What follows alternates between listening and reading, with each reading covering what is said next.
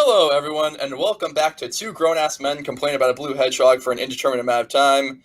I am your host, Silver1, and joining me is my co-host, IanWaffles. Say Hey something. there.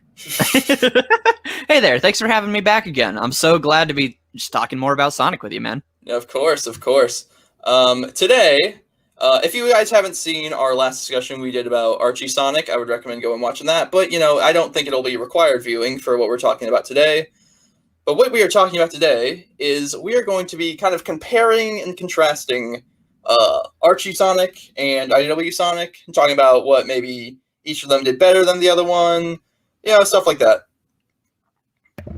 Yeah, exactly. Just kind of going over, because obviously your whole channel is basically, as far as I can tell, is mostly centered on reviewing the IDW comic as kind of like your main Sonic source. Not like you've been given much choice, since it's like the only thing coming out. But Yeah.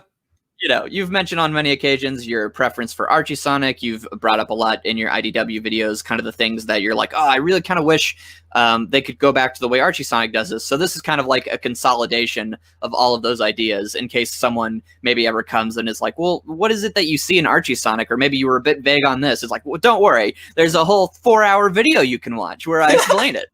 Yeah, you were a bit vague in that mental breakdown you had in your 38-39 review. Yeah, I don't understand. Where did the tears come from? Silver Ace. So. Not to get too off topic, but that video was just like a descent into madness for me. Because I loved it. Because I read those two issues, I was like, what do I even say about this?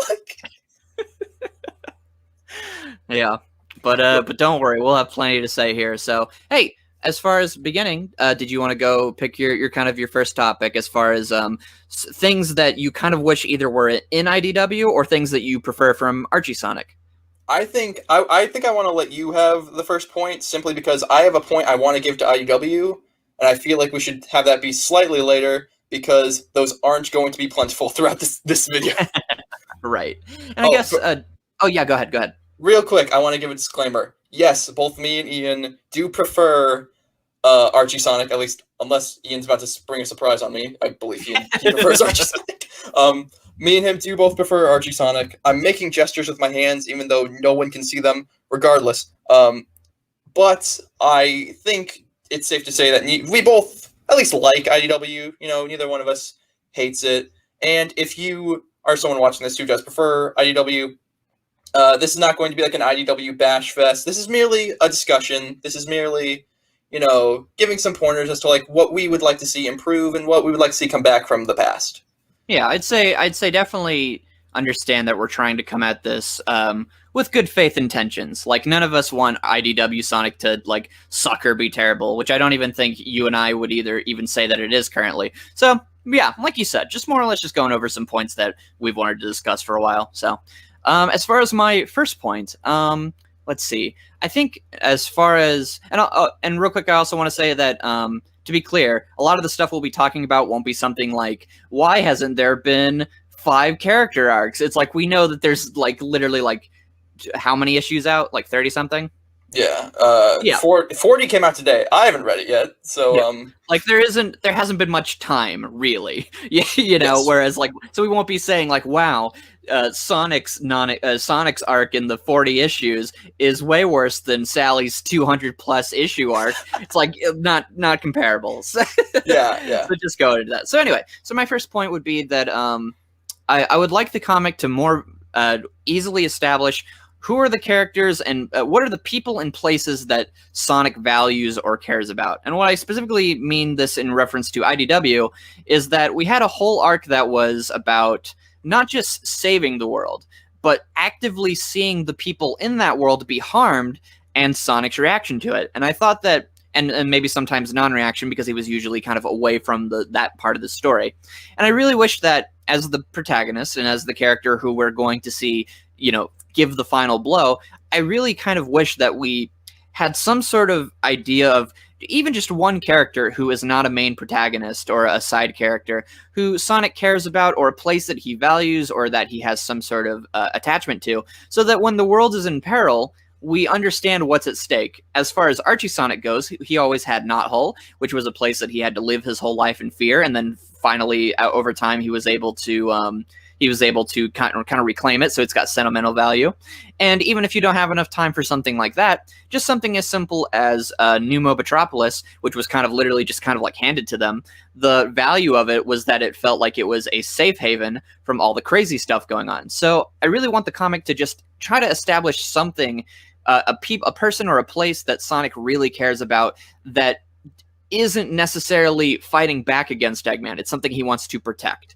Rather than just having the world, Sonic's world, as he claims it's his world, as he claims in the divorce papers. So I would just like something more than that. So that's kind of my first point. Do you have anything to add to that? I do. Sorry, I was not prepared for the divorce papers. I had to get you to wake up because I was talking for a while. No. I heard everything you said. So no, I completely agree. I mean, we always give a lot of praise to like Flynn's era of Archie, but one of my favorite moments in Archie Sonic is at the end of Endgame when the laser. It's been a minute. It's the Ultimate Annihilator, I think, is the big laser at the end of Endgame, correct? Yes. Yeah, the Ultimate Annihilator.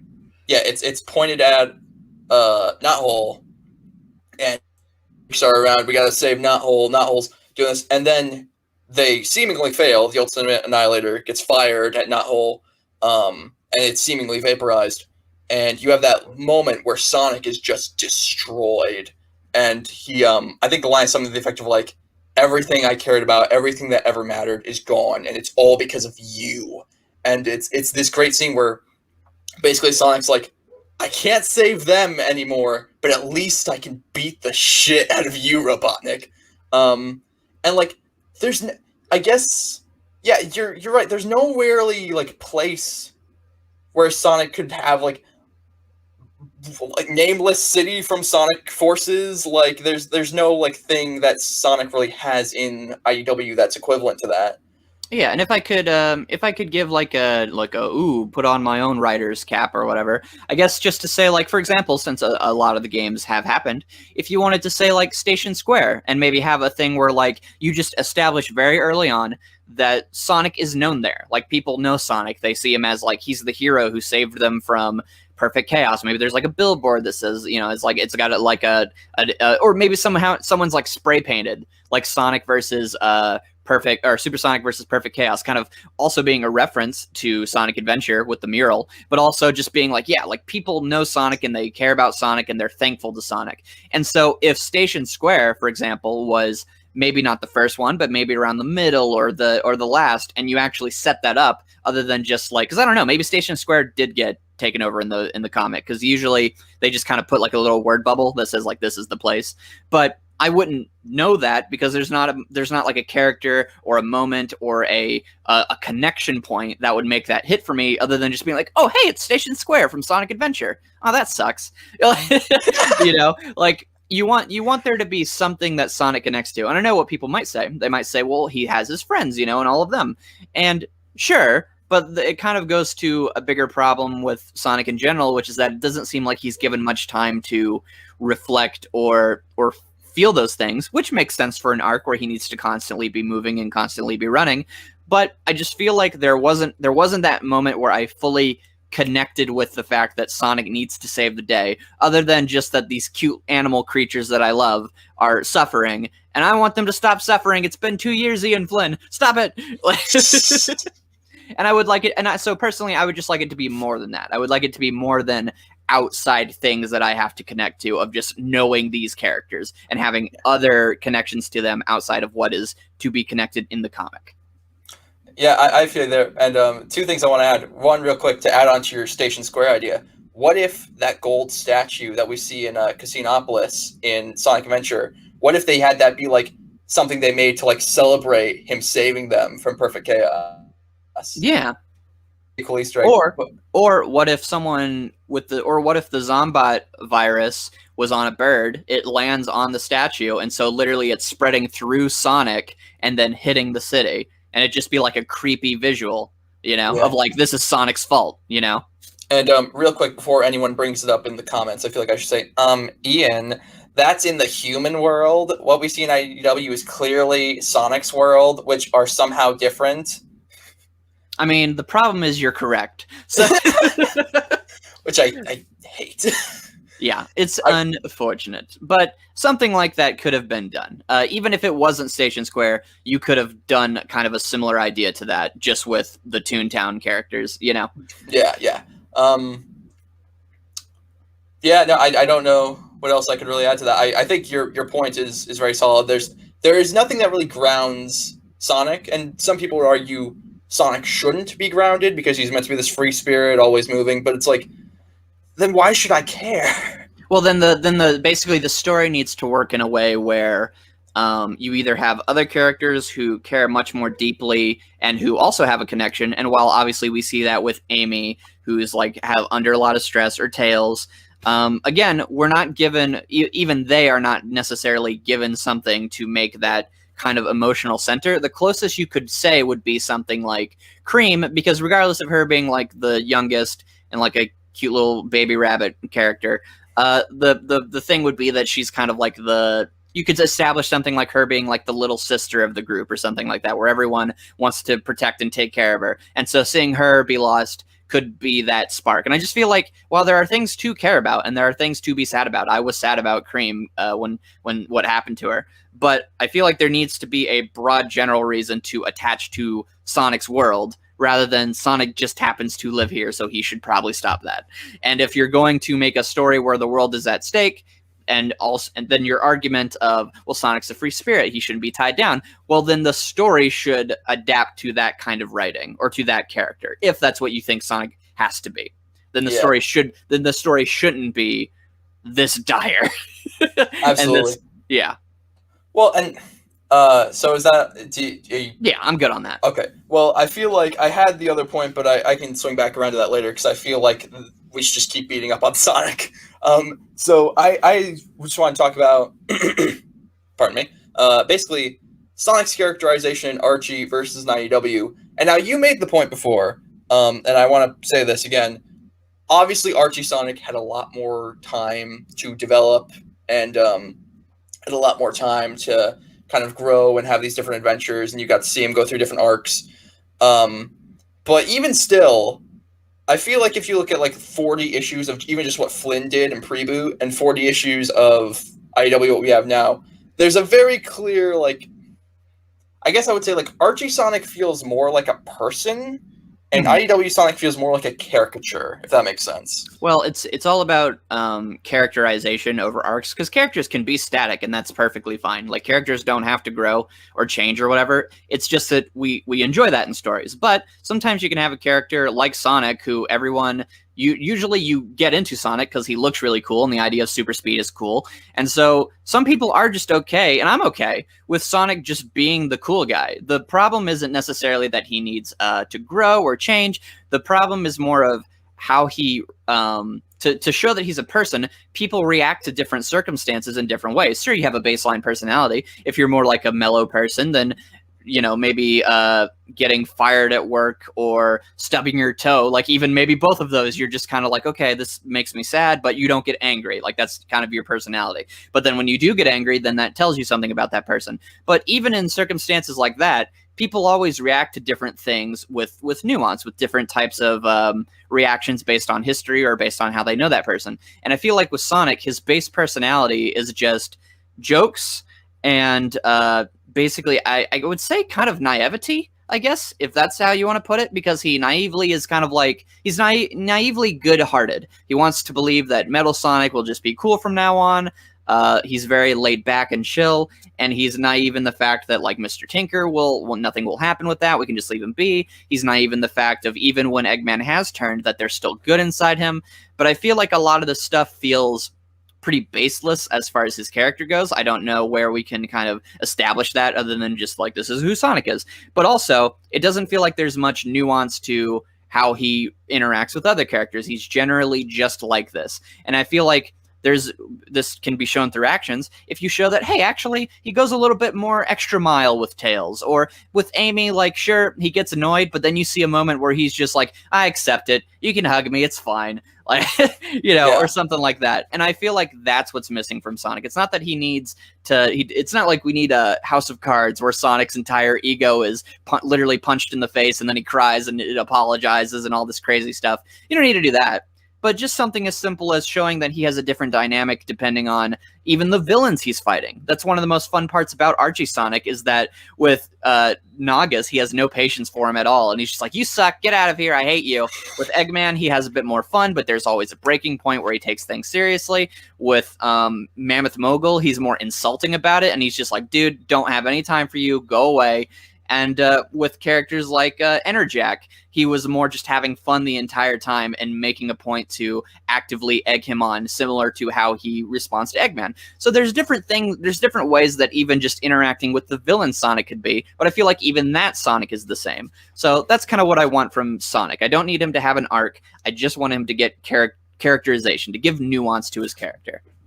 Yeah, and I feel like, my thing is, like, 'cause if you look at Archie Sonic, you look at IDW Sonic, their characters at their core are very similar. You know, free spirit, makes jokes, you know, is kind of the heart of the team. You know, they got all that. But I think you've hit the nail on the head. It's how he responds to various things. Like, one instance that I'm remembering is, like, there's the, I can't remember what issue it is, but it's when Sonic is supposed to gather some data for the metal virus so that way Tails can make the cure. And doesn't he just, like, drop it or something? I forget how exactly it breaks, but essentially he doesn't get the data. And he goes to Tails, and he essentially just goes like, yeah, I didn't get it. Like, he's a bit more apologetic than that, but like, what if he's like, Tails looks up to me, and I'm supposed to be his role model, and, like, I failed, and I screwed up for everyone. And I think, because during the entire metavirus thing, I was very hard on Sonic's character during my reviews, and I got a lot of comments saying, like, no, this is how Sonic's supposed to be. I guess, okay, I don't need Sonic to, like, hate himself. I feel like a lot of people probably thought that was what I wanted. Is I wanted Sonic just be beating up on himself all the time. That, like, just no, rude. But I need him to have emotions. I need him to react to things at least somewhat similarly to what a person would. And I feel like that was very lacking. You gotta nail on it. It feels like he approaches every situation the exact same in IDW. Mm-hmm. And what if, I don't know, and I made this pitch years ago, during my, one of my earlier IDW reviews. I said, so one of the biggest appeals for me with IDW was that it took place right after Forces. So I was like, oh, that's a really cool way of connecting the games and the comics. Mm-hmm. And in Forces, we see Sonic suffer his greatest loss from what we've seen in, the games. We see him suffer his greatest loss. He loses to Infinite, and then the world goes down the toilet for 6 months. And, he comes back and he saves everyone, but, there was a lot of damage that was done. And it's like, why not play with that? Why not play with the fact that Sonic feels like, maybe play with the fact that Sonic feels inadequate. Like, he feels like he has to prove himself, because he's always been, the hero. He's always saved everyone. And this time, he still managed to do it in the end, but, he got caught off guard at first. And now I understand that the argument against that would probably be, do you want the first arc of your new comic to have Sonic be reeling with that when that's not how his character usually is? But I feel like there was a bit more you could have done with it, I guess. Well, I'll give your point credit. How about we do it this way? If you don't want to have it be a situation where Sonic is, because I understand that point. It's like, do you want Sonic coming in and being like, wow, I really messed up, blah, blah, blah. But to your point, just have it be the opposite. Have it be that Sonic's a cool guy, and he's like, he comes in and he's just like he does all this stuff, and then just have a character who maybe like he's doing his hero thing, and then maybe have a character or Tails or something be like, hey, you seem a lot, like you're kind of moving really fast. Why don't you stay and help? But it's like, then you could have a moment where he breaks character, basically, like he drops the shtick of like being this, cool, we're gonna take out everybody. Oh, these robots, I got them, bro. Like stuff like that. He drops the act for a sec, and he's like, look, Tails, the reason I need to do this is because it was my fault. Like I screwed up, but my feet are back on the ground, and nobody's gonna stop me this time. Just something simple like that. Have it be a positive. Have it be a positive thing. Not that he's brooding over it, but that he took it seriously, and then he says something cool, and you're like, "That's my guy. That's Sonic. Let's go." Yeah. That's a good one. I hadn't thought about that. I essentially because that is a really good idea. My thought process was essentially like, you have Sonic, maybe not outwardly, visibly be like brooding about the fact like, oh man, Infinite kicked my ass, and I have to prove that I'm better. But like, you see it subtly. I feel like with that first arc, the way he like bombs in, helps one of his friends, and then bails, you could very easily work it in. But essentially, you just have to be like, he tries doing all these things by himself. He bites off more than he can chew, and he realizes, no, you're not weak for accepting help from your friends, and it's okay. And then we all go invade Metal Sonic together. Yeah. But I don't know. Again, like it's kind of hard to say. Like, and then you have the thing where he goes and he finds Mr. Tinker, and I feel like my big issue with that is not because, again, I got a lot of comments being like, well, what did you expect Sonic to do? Like, execute him? And it's like, my problem is not that Sonic was willing to let Mr. Tinker kind of be. My problem is that, one, when it went south, he took zero responsibility for it, and when SBO calls him out on it, and when Shadow calls him out on it, he's like, you see like very minor moments of like, oh man, is this my fault? But it never lasts.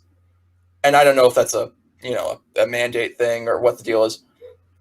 But also, when he comes face to face with Eggman or Mr. Tinker, there's a slight moment of like, are you screwing with me?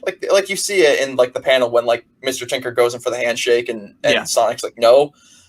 But then after that, he like when Shadow shows up, he's like he immediately goes like, oh well, I guess Mr. Tinker's a cool dude and we just need to help him. Like, wouldn't it be more interesting if, or even if he was still buying it, but he just had his underlying feelings. He's like, I've been fighting this guy for years, and now I'm just supposed to believe like that he's just better. But wouldn't it make it a bit more interesting if he's like, yes, Shadow, I get it. I hate Eggman too, but if he is better, we can't just kill him. Like, or like you could even work that into like his overall morals. Like, even if he isn't better, like we don't just execute our enemies. Like, that's not okay. But I don't know. Again, it just feels like Sonic's character is very. I don't know if flat is the right word, but it's I think it's definitely that he feels flat. Like he feels static in a negative way, where characters, because like you can have your static character who is always going to, like, they're always going to be this way, and that's what you like about them, or that's what you dislike about them, I guess. But there's always nuance to it, like something like One Piece. Like, Luffy is always going to run headfirst and try to stop the bad guy, and he's gonna do it because he's gonna do it, and that's the point. But Luffy also knows when to care for others. He knows when to be kind. He knows when to take things seriously. He knows what he cares about. He knows what he doesn't care about. And you can see that. And like, you see that spectrum of that character, even though at the end of the day, he's going to punch someone into the ground because he's Luffy. Like, and that's a similar thing with Sonic, is that Sonic is always going to go. He's always going to do what's right. But you can have little nuances in how that determination or that affects other people. And kind of my always thought for the Eggman, for the Mr. Tinker thing, is either just have like the whole issue be about, like, you could just have like 2 pages that are just kind of like a montage of Sonic spending the whole day with Mr. Tinker, or even have him stay a week. Like, you can have a passage of time, and then just maybe have one conversation with him where he's kind of like, well, maybe this is a trick, or even if it's not a trick, I like Mr. Tinker. Like, they have a moment where they like connect for a second, and like Mr. Tinker says something where it's like, wow, like, if this is what Eggman could be, well, maybe he should be like this, or maybe this is for the best. And then when Shadow comes in, you don't have to. You can either go the route where it's like, no, you're not touching him. Like, not that he's my buddy, but like, there's more. You need to stop and take this and think about this, like I did. And if you wanted to, you could have Shadow be like, since when have you ever been this slow? Something like that. Not like as like a gotcha, but like since when have you decided not to take action? And then have that insult Sonic. Have it be like, all right, now my ego's hurt, and I'm gonna beat you up, nerd. Like just have like a bit more personality or stakes in it, because I don't want to read a Sonic comic where we're talking about the ethical question of whether or not we should kill someone who has amnesia and doesn't remember that they're a dictator, and if we should execute them. Like, I don't need that. I don't need that for the fight. And that's because the story doesn't deal with it in a nuanced way, because it's not going to. It's the Sonic comic, and not that the Sonic comics couldn't do something like that, but you don't want to do that. This is for kids. Like, you have to give an answer, and Flynn, in the story arc, he doesn't give an answer. He just says, like, well, you decide. But then the answer's obvious because it turned out bad. So So it's very weird. It feels like Flynn kind of has these he goes big on like the ideas, but then he kind of doesn't take the medium or the audience into account. And so what I see a lot is that people will say, well, IDW is good because it has themes of ethical murder. And it's like sure, but does it do anything like good or enjoyable with it, or does it just have it and you just want to be like, well, that's deep, guys, it has it. And that's a thing, and so that's a thing that I think needs to be taken into account, is the execution of these things. And that's kind of what you're pitching for, is not that it's wrong for Sonic to have a baseline personality, or that it's wrong for Sonic to want to protect Mr. Tinker. It's that there just needs to be a bit more character to it for me to latch onto, other than like, yeah, Sonic wouldn't do that. Shut up, Shadow. Yeah. Well, I feel like just one last thing I want to say on this, and then if you have anything else, I'll throw it back to you. But the thing that separates IDW Sonic and Archie Sonic for me is that, both of them are these free-spirited, jokesters who, love their friends and all that. The thing that separates them are the moments. Is the thing that puts Archie Sonic over him is the moments where he breaks. It's that moment from House of Cards where he connects with Tails. It's like, hey man, I'm sorry. I didn't mean to hurt you. Or that moment from I don't want to call it Genesis, but like the issue for right after Genesis, where Sonic goes like, where Eggman reveals his big evil scheme, and Sonic gets so mad, and he's like, I never should have shown you a shred of mercy, and he almost drops an F-bomb. But or like the moment I mentioned earlier from Endgame, like it's those moments where you see, oh, this is a person, and this thing that he's, this personality he has is like kind of an act. Those are the things that make Archie Sonic such a good character, and it would just be nice to see some of those applied to IDW Sonic. Yeah, exactly. Even if a lot of the Archie Sonic stuff is kind of like the darker aspects of him, but even like I don't even need that. Just give me something to where like you show that like when he's around Cream, he acts this way. When he's around this character, he acts this way. But it feels like it's generally just like, hey kiddo, good work. Hey Vec, what's up, bro? Like it's the same kind of energy, and I just think it would be more interesting to vary it up. Yeah, absolutely. Because it's always fun when you're a fan to kind of speculate, like, how would this character interact with this character? And with the Sonic cast in the IDW comics, I feel like they would all just interact the same. Like, based on they would, like, Sonic would always, I feel like, interact with everybody the same in terms of being neutral, But yeah, we can move on to something else. Do you want me to pick a point next, or? Yeah, I have one last thing I want to say on the last topic. Yep, go for it. And that was that I saw a tweet a long time ago. I can't remember who it was from. This is not meant to be me calling anyone out. This is just something I genuinely sparked some thought in me. It was like talking about the mandates, talking about how the mandates aren't actually that bad, and we'll get into the mandates later. Don't you worry, audience. But talking about them, and I want to be like, one of the mandates obviously is that Sonic can't cry. And the tweet said something effective like, you don't want to see Sonic cry. And it's like, I mean, I don't want to see Sonic, like, bawl. Like, I feel like that would be, like, I mean, like, that would be a little out of character for him. You want to be able to see him have a wide range of emotions if you're going to, like, obviously if Sonic were to cry in a game, it'd be a little weird. But comics are a storytelling medium, and you need your characters to be able to express a wide array of emotions, if that makes sense. Yeah, it's just let there be moments, and I feel like the moments in IDW Sonic that I really like, for example, would be something like this. I feel like would be a moment you could count as like breaking character kind of thing, where it's in this second issue with Amy, where he has that moment where the whole time he's just kind of be like, hey, I'm not going to join, whatever, girl, what's up?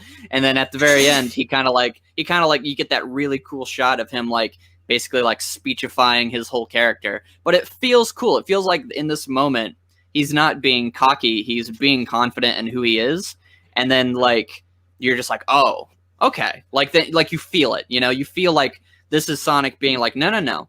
Like, this is what I am, and that's who I'm gonna be, and it feels different from the energy he was giving the rest of the issue. And then the other one that I think of is simply at the end of the Tangle and Blaze issue 4, where at the very end he's just like, wow, that was a rough day. I'm gonna need a moment, and then you get these 3 silent panels, and then he goes, well, that's enough, and then he moves on to another mission, and I'm like, that's good. Because you as the audience, you can decide how long that pause went for. It could be really short, it could be really long. But the point is that it wasn't a gag. Like, Sonic did give himself, like, it was a gag, but it wasn't just like Sonic was like trying to be like, I'm so funny. Like, like he was genuinely like, all right, let's give myself a moment. Hero's victory.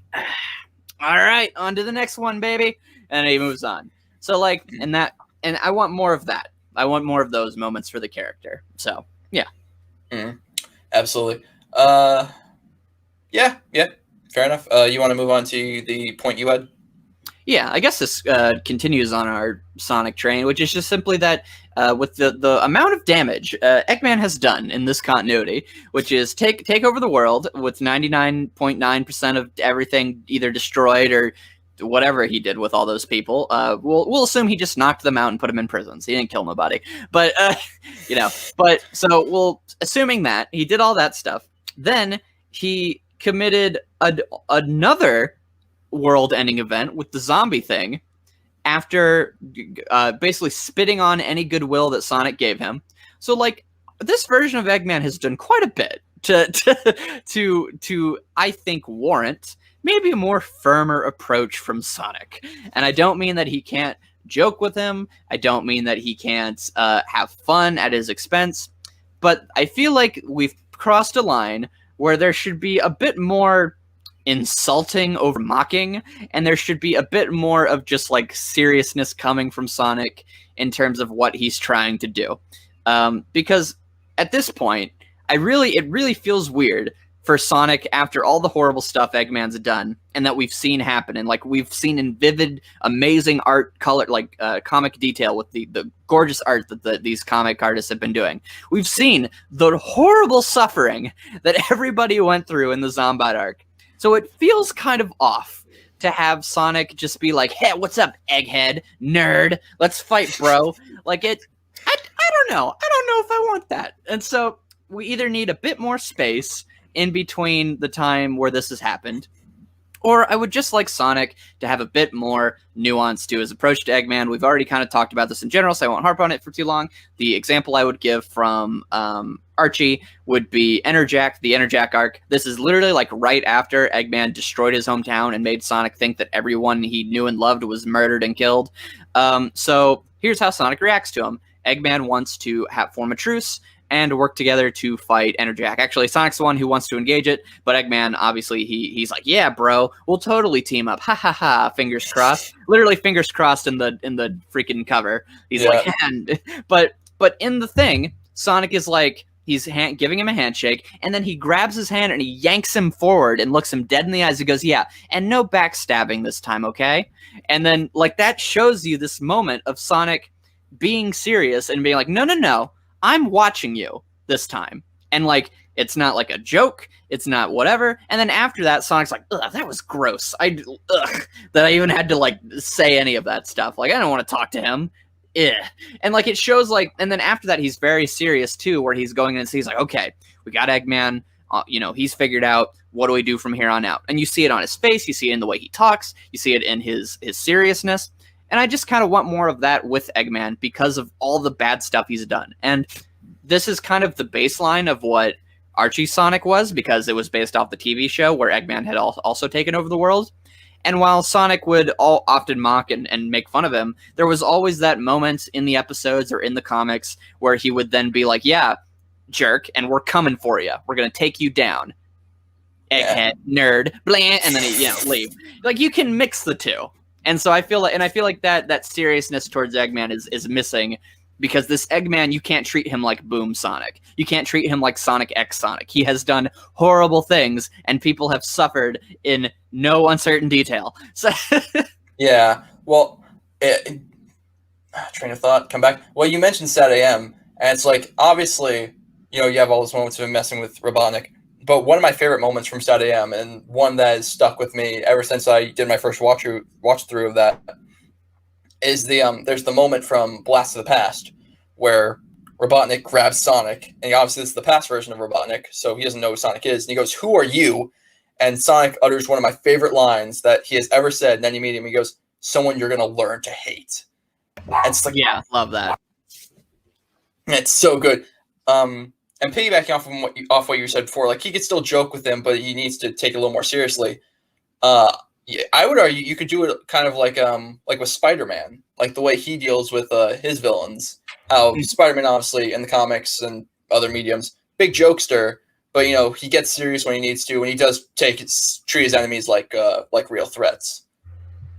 Yeah, which is usually shown by him just like instantly winning or like destroying things much more than because Super Spider-Man has like super strength, like he can beat your face in and murder you, but but he chooses not to. And so like in those moments where it's just like, all right, boom, gonna wrap you up, I'm gonna like toss you into a building, you didn't expect that, and they're like, oh, my back is now in 16 different places, and that's when you're like, oh no, well, I give up, Spider-Man, I'm sorry.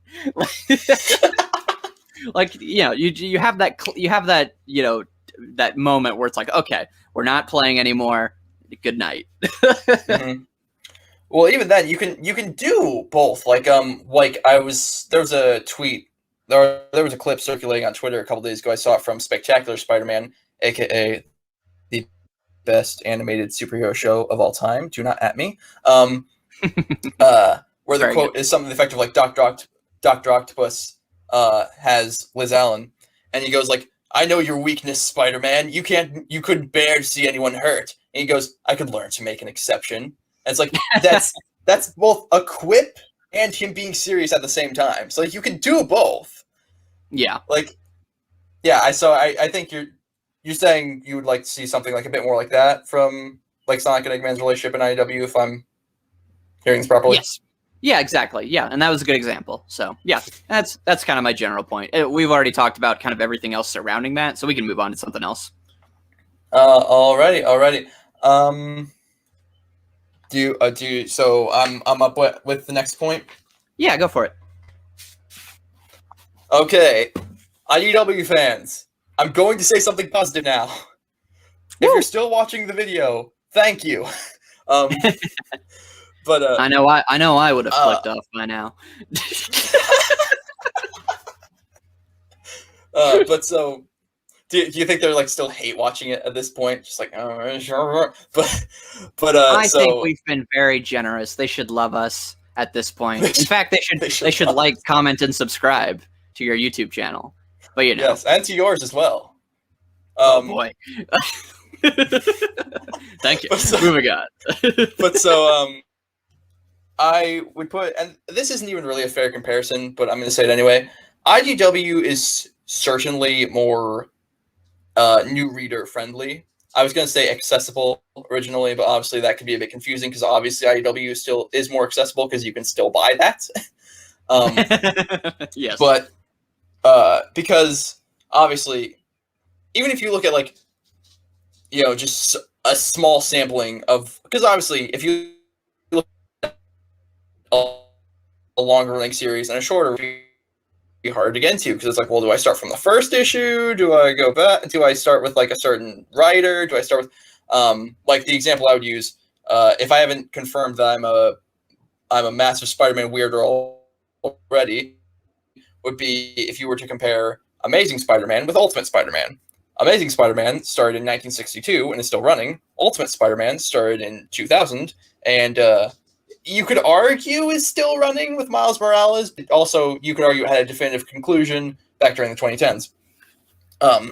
So obviously you would say, well, IDW has a lot less stuff. Like, for instance, if someone would ask you, well, where do you start with IDW? You go, well, you start issue 1 because it came out not too long ago. If so, Ian, I don't know if you've ever had this interaction with anyone, but if they were go like, well, where should I start with Archie? It'd be like, it's complicated. Yeah. Thankfully, I created a guide, which I did do. Oh, really? Yeah, I might give it to you. You can link it in the description. But I literally created a guide so that if anyone ever wants to get in, I'm like, you can jump on these points. Here's some of the backstory you need to know. Here's some context for the writers and how things worked out. Because I was just so tired of having to be like, well, do you have 10 minutes? Well, or if you want, you can put it in the comments. I'll pin it. But okay, cool. But either way, so. But yeah, you could go like, well, you could start with Flynn's run, but then you're missing a lot, and you're missing a lot of stuff. That's also a good point. But it's like, even if you start with pre-boot Flynn, I would argue you're still missing like a lot of good stuff, and you're still gonna be. Because here's the thing: I've been reading comics since I could read. I'm very used to just filling in the blanks myself. Where it's like in one comic I pick up, Aunt May knows Spider-Man is Peter Parker, and in another one I pick up, she doesn't. So you gotta assume that something happened between this one and this one to where she knows now. Or I would argue, if you're trying to get into comics, Wikipedia is your friend. But even then, it's like, I would recommend someone watch at least a bit of Sat AM, at least some of the key episodes before getting into Archie Sonic. So now you're going like, wait, I have to consult another form of media before I get into the, like, which obviously you don't have to, but again, I would recommend that. Yeah. And like, one key example I thought of was one of my favorite arcs from Archie Sonic Adventure 2.5, because I could just imagine someone playing Sonic Adventure and Sonic Adventure 2 and going, man, I love those games so much. Oh, there's a comic book called Sonic Adventure 2.5. Oh, man, that's got to be a follow-up. I wonder if we're going to find out like what happened to Shadow, or is Chaos going to be in this? And then picking up just being like, what the hell? You open it up and you're like, wow, we really did come from primordial ooze that then turned into space octopuses. It all makes sense. I came to Sonic wanting more Sonic, but now I know the meaning of life. You're like, I can imagine picking up like, why is Sonic making out with a chipmunk? Like, why is Knuckles green and dead? Like, why is Sonic now dead? Oh wait, he's in space. That's much normaler. But like, I don't know. I guess this is just my long roundabout way of saying, like, if you were to ask me, like, which should I read, IDW or Archie? I would always recommend Archie. But like, IDW would certainly be easier, I guess, to recommend someone simply because just. You start with issue 1, there's some annuals, there's some spin-offs, but like there's a lot less stuff you have to go into than with Archie. Here's what I'd also say. I'd also say that with IDW, its art is more consistent, and its art is, I would say, definitely. While there's definitely like certain favorites I have from the old series, I think I think IDW's peaks are probably higher than Archie's peaks. And also, just like if you're just like a Sonic fan who loves like official art, like you're gonna get a ton of really great stuff with IDW. Sure, you'll get that with Archie too, but really for a bunch of characters you don't know. So, if you're more into that stuff, then definitely check out IDW. Check out all like the alternate covers and stuff like that. You just got a lot. It's like from an art perspective, IDW nails it every time, and that I think oftentimes carries a lot of those emotions that maybe the writing isn't doing, which is just as valid. Art and it's a visual medium, so the art goes along with the writing. So, and there are parts in Archie Sonic that I think only have the depth they do because the artist took some liberties or took it a step further and had like a continuing, like maybe they kept Sonic a little more upset visually than maybe the script called for. So that's always a thing you got to keep in mind. And I think IDW knocks that out of the park. So. Yeah, and well, like one key example I can remember is when we find out, I think it's when we find out Vanilla got by the Zombots. You see like Sonic's face, and he just looks so defeated. But but yeah, I would, or like there's in the arc, the snow arc. I don't remember what Chow Races and Batting Bases. That one.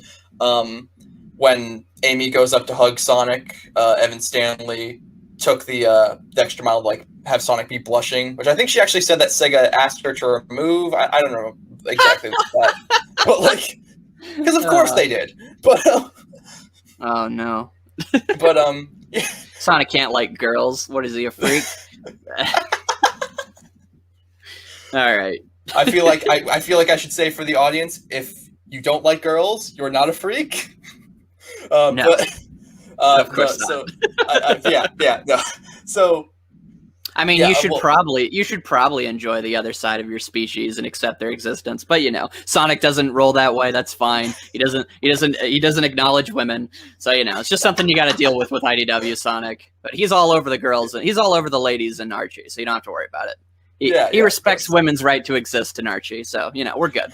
Well, I think he respects women's rights to exist in both of them. We're assuming a lot. I'm just kidding. I'm really throwing Sonic under the bus in this one. I mean, I feel like we both have, but now the IDW fans. I mean, if you left at this point, I wouldn't blame you. All right. Can't wait to see the like to dislike ratio on this one. But yeah.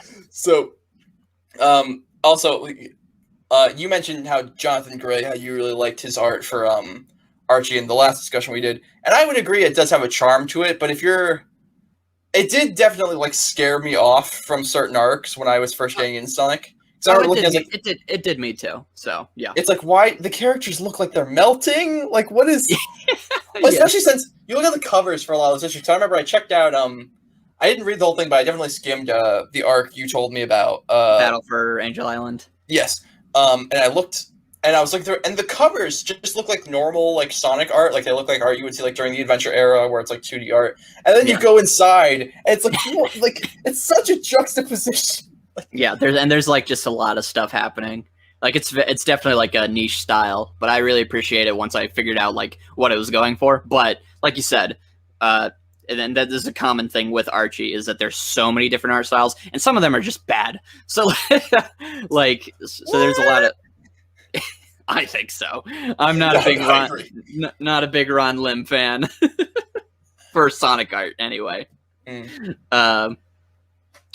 Sometimes Spaz, I don't think there's that many joints in the human fingers. Just saying, but yeah. But no, definitely, I would definitely recommend IDW for its art and for its more consistent art. I would also say that with Archie, it can vary very, like kind of violently from different art styles, and it can give you whiplash. But with the Archie Sonic or with IDW, it's very consistent even when it changes. So, well, I like even within the same book, like because obviously Archie did a lot of backup stories that would sometimes flip artists. And I remember there's the story with like Amy, and she's training with Julie Sue, and she talks about how I'll become the best freedom fighter ever, and then Sonic will love me. Like that, the art in that part is like, what are you doing, guys? Yes. Like but yeah, and I would also say in terms of like the writing as well with IDW, you don't have to know a lot going in. Like, and obviously if you start with like Archie issue 1, I suppose you don't have to know a lot going in, but I don't assume either of us would recommend that. No, because because you still would have to be like, who's this character? Who's this character? Why is she pink in this issue and yellow in this one, and now she's brown? This doesn't make any sense. Who's Boomer? Like, who's Boomer? Okay, Boomer. But indeed. But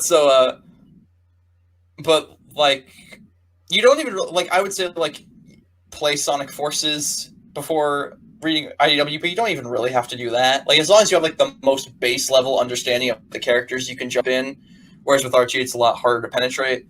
But yeah. Now what you want to say about that? It's just like it was something I thought about. That was like, that's something that's a point you can give IDW, which like are not plentiful in this discussion. So Right. Yeah. All right. Do you want me to go? Yes. Yeah, so this is just a smaller thing, and I think this will happen with time, and it will kind of tie into one of my biggest points, basically, because I only have like two left. But basically, just that I would like for there to be kind of a built up more of like side villains and like smaller villains that challenge Sonic in a way that is either threatening or challenging, whether it is their presence, whether it is the amount of trouble they give, because it's not like I need Sonic to even lose. There's a lot of shows that are episodic where the characters always win in the end. Kind of the example I gave to you before we started was like Powerpuff Girls. Obviously, they're going to win every week. That's how it goes. But the reason it's always enjoyable is because their villain roster challenges them all in unique and different ways. And even the ways they differ from each other, they also differ within how they go about things. So Mojo Jojo's already going to have a different invention or something like that. The Gangrene Gang are more petty, and so it's more like low key stakes. Him is literally Satan, so he can do anything he wants. And so the Rowdy Rough Boys, they challenge the girls as just being girls, and like they're boys. There's boys versus girls, and the comedy or whatever ensues from that. So and that's the thing that I kind of want from Sonic, is that I want him to have kind of a rogues gallery, and we have a few. We have Rough and Tumble, and we have Zavok and like the Zeddy, and we have what's his name, Starline. But I feel like the problem with them is they always just challenge Sonic physically. It's always like, oh, you have to deal with portals. You have to deal with me being big strong man, or there's a different. I have stick, and then you have Rough and Tumble, and it's like we have gadgets that are easily broken. And I feel like usually what causes Sonic to win isn't some clever thing. It's usually just like, hey, Sonic, or hey, Tails, let's just like team up and just like wail on him. We were fighting him one-on-one, wasn't really working, let's just team up and then we win. Or if they're fighting Starline, it's like Starline has to use trickery to get away. But it doesn't feel like Starline, like when he set the bomb, right, with like Silver. But it never feels like they accomplish much, and it doesn't feel like they leave any impact on Sonic. It just feels like, we'll have to deal with that pest next time. And sure, that can work too, but I feel like the amount of damage that Starline, as much as grief I give Eggman, right, for like how like over the top he's been in terms of like he's done like 2 world-ending plans back to back and in such excruciating detail. As much as I think that should be spaced out more, there is still a thing where at the end of the day, if Eggman tries to do something again, he will cause damage, he will cause pain, and he will at least accomplish some amount of trauma to so many people, so we need to stop him. Even though we know Sonic's going to win, even though he's going to mock him while doing it, Eggman is still a threat. He has a track record, Whereas I feel like Rough and Tumble, Starline, Zavok and them, they don't have a track record of doing anything but being a nuisance until we beat them up. And there's no threat of like, if they do win, what are we going to do? It's like, well, if they do win, let's say they beat Sonic, well, then there's Knuckles and Tails and Amy, and I've not been shown once that those characters couldn't handle it. In fact, I've been shown the opposite with the Zombot arc, because they all did split into their own teams and handled it. So, and so it just definitely feels like I want him to build up more of a threat for the other antagonists, so that other characters can have their own villains who they want to face, or their own characters who they more often go against.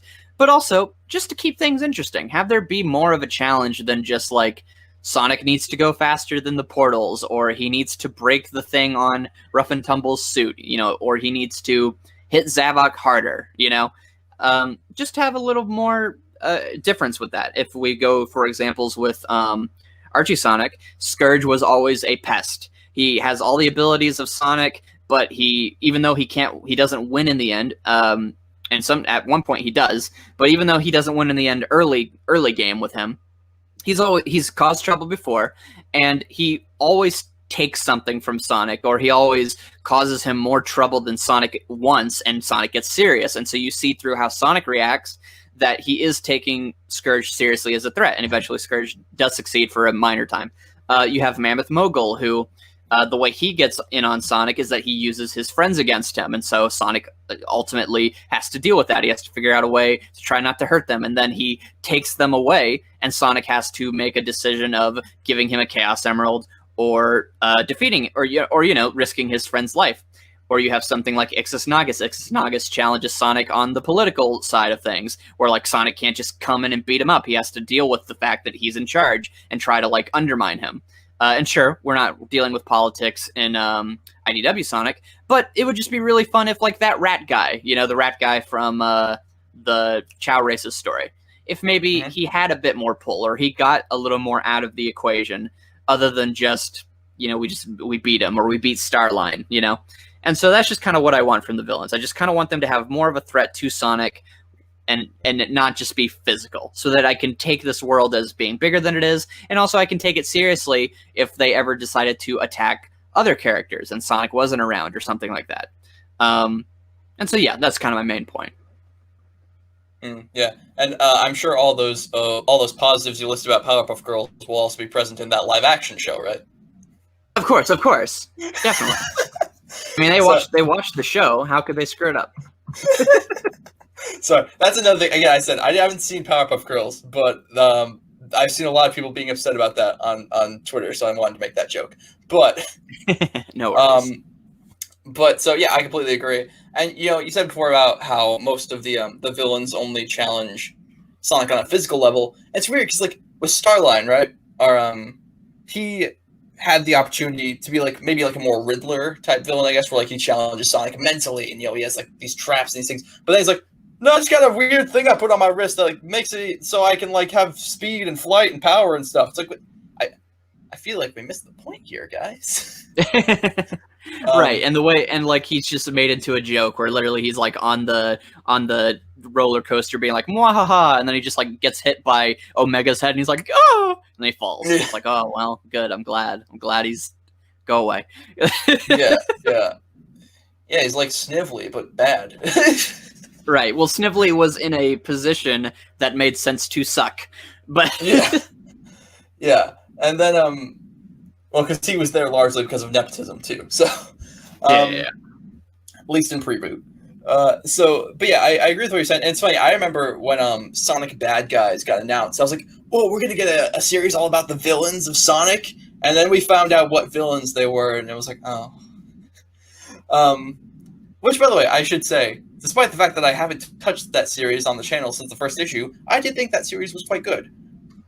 That being said, however, I do think you have a point where it's like we haven't really built up a good rogues gallery for Sonic, like because again, Rough and Tumble.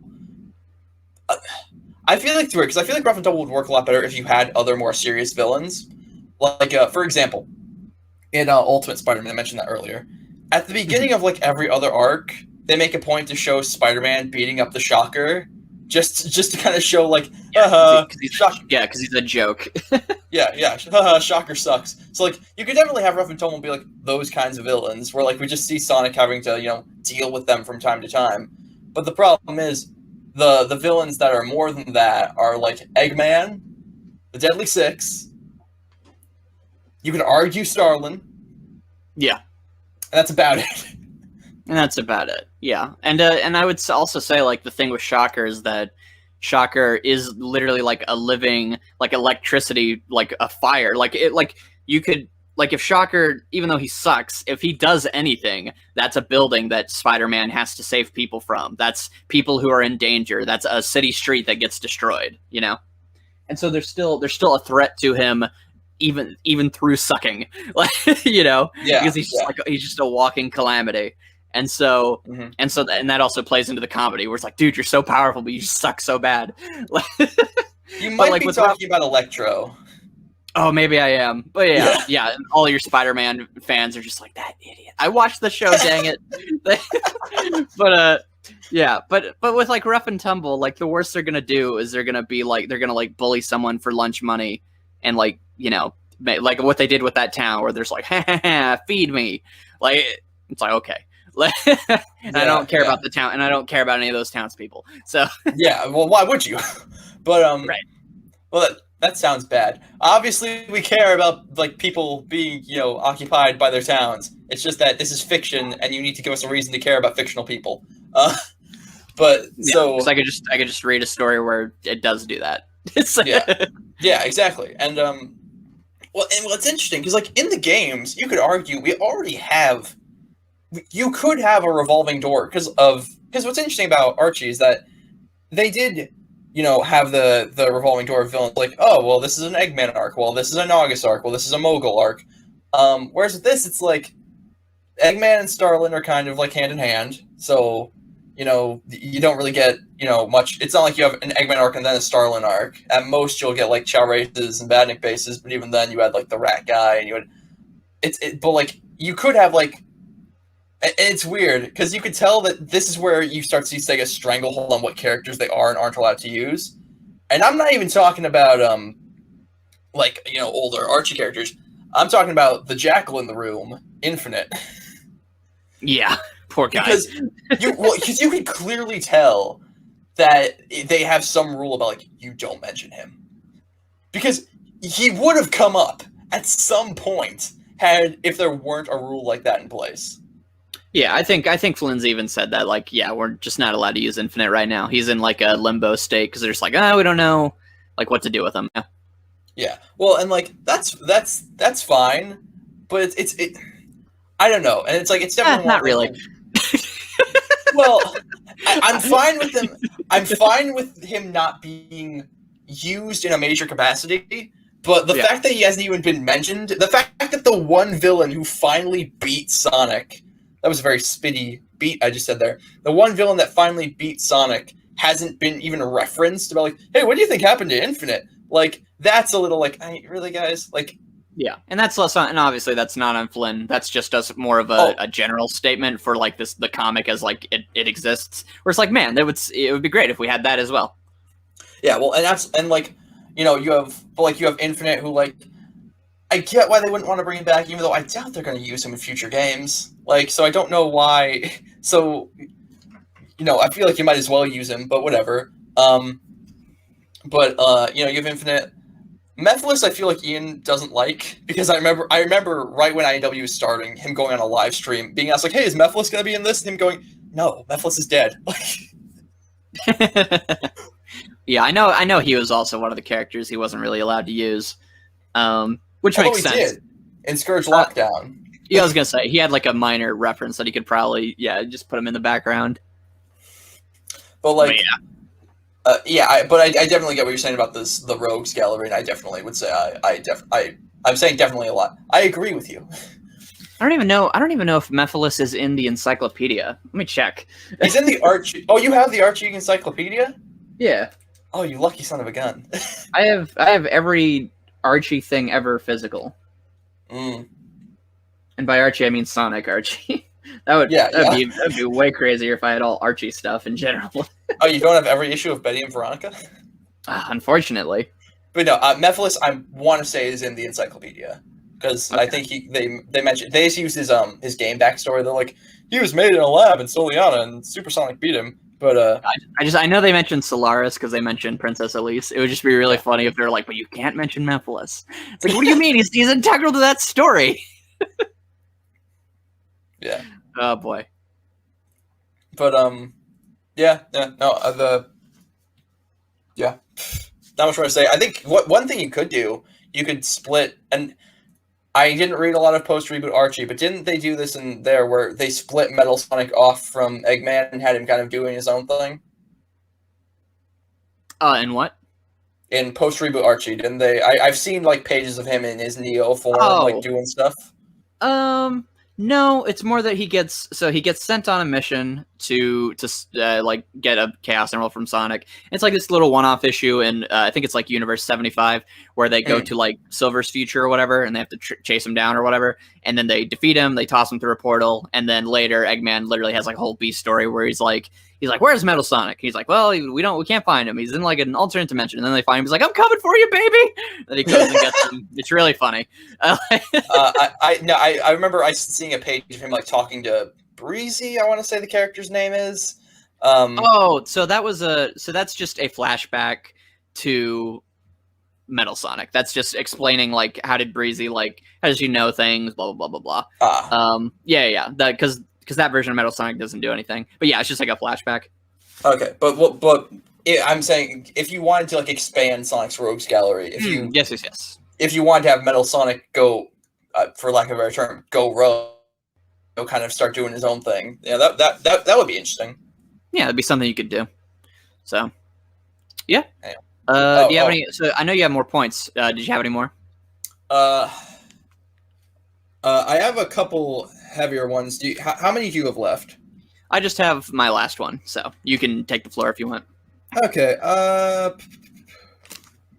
Okay. I have two. I'm gonna kind of smush together because I feel like both of them could kind of go hand in hand. And I was telling you about before we started. It was a thing I saw. It was a tweet, and I don't want to put any malice towards the person who made this tweet. It was just, it genuinely did get me thinking. And it was a person saying that critics of IDW Sonic would say that it relies too much on shock value. And I would go a step further than that. I would say the Metal Virus arc definitely relies a lot on shock value.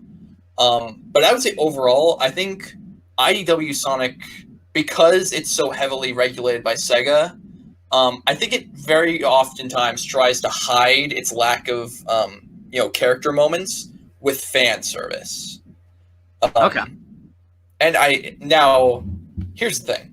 I don't want to say, oh man, IDW Sonic relies too much on fan service, because like, even though that is the opinion I have, I would also say that like, fan service works on me too. I mean, there's an entire video of me freaking out like a jackass because of Super Silver on this channel. So like, I'm not saying I'm immune to fan service.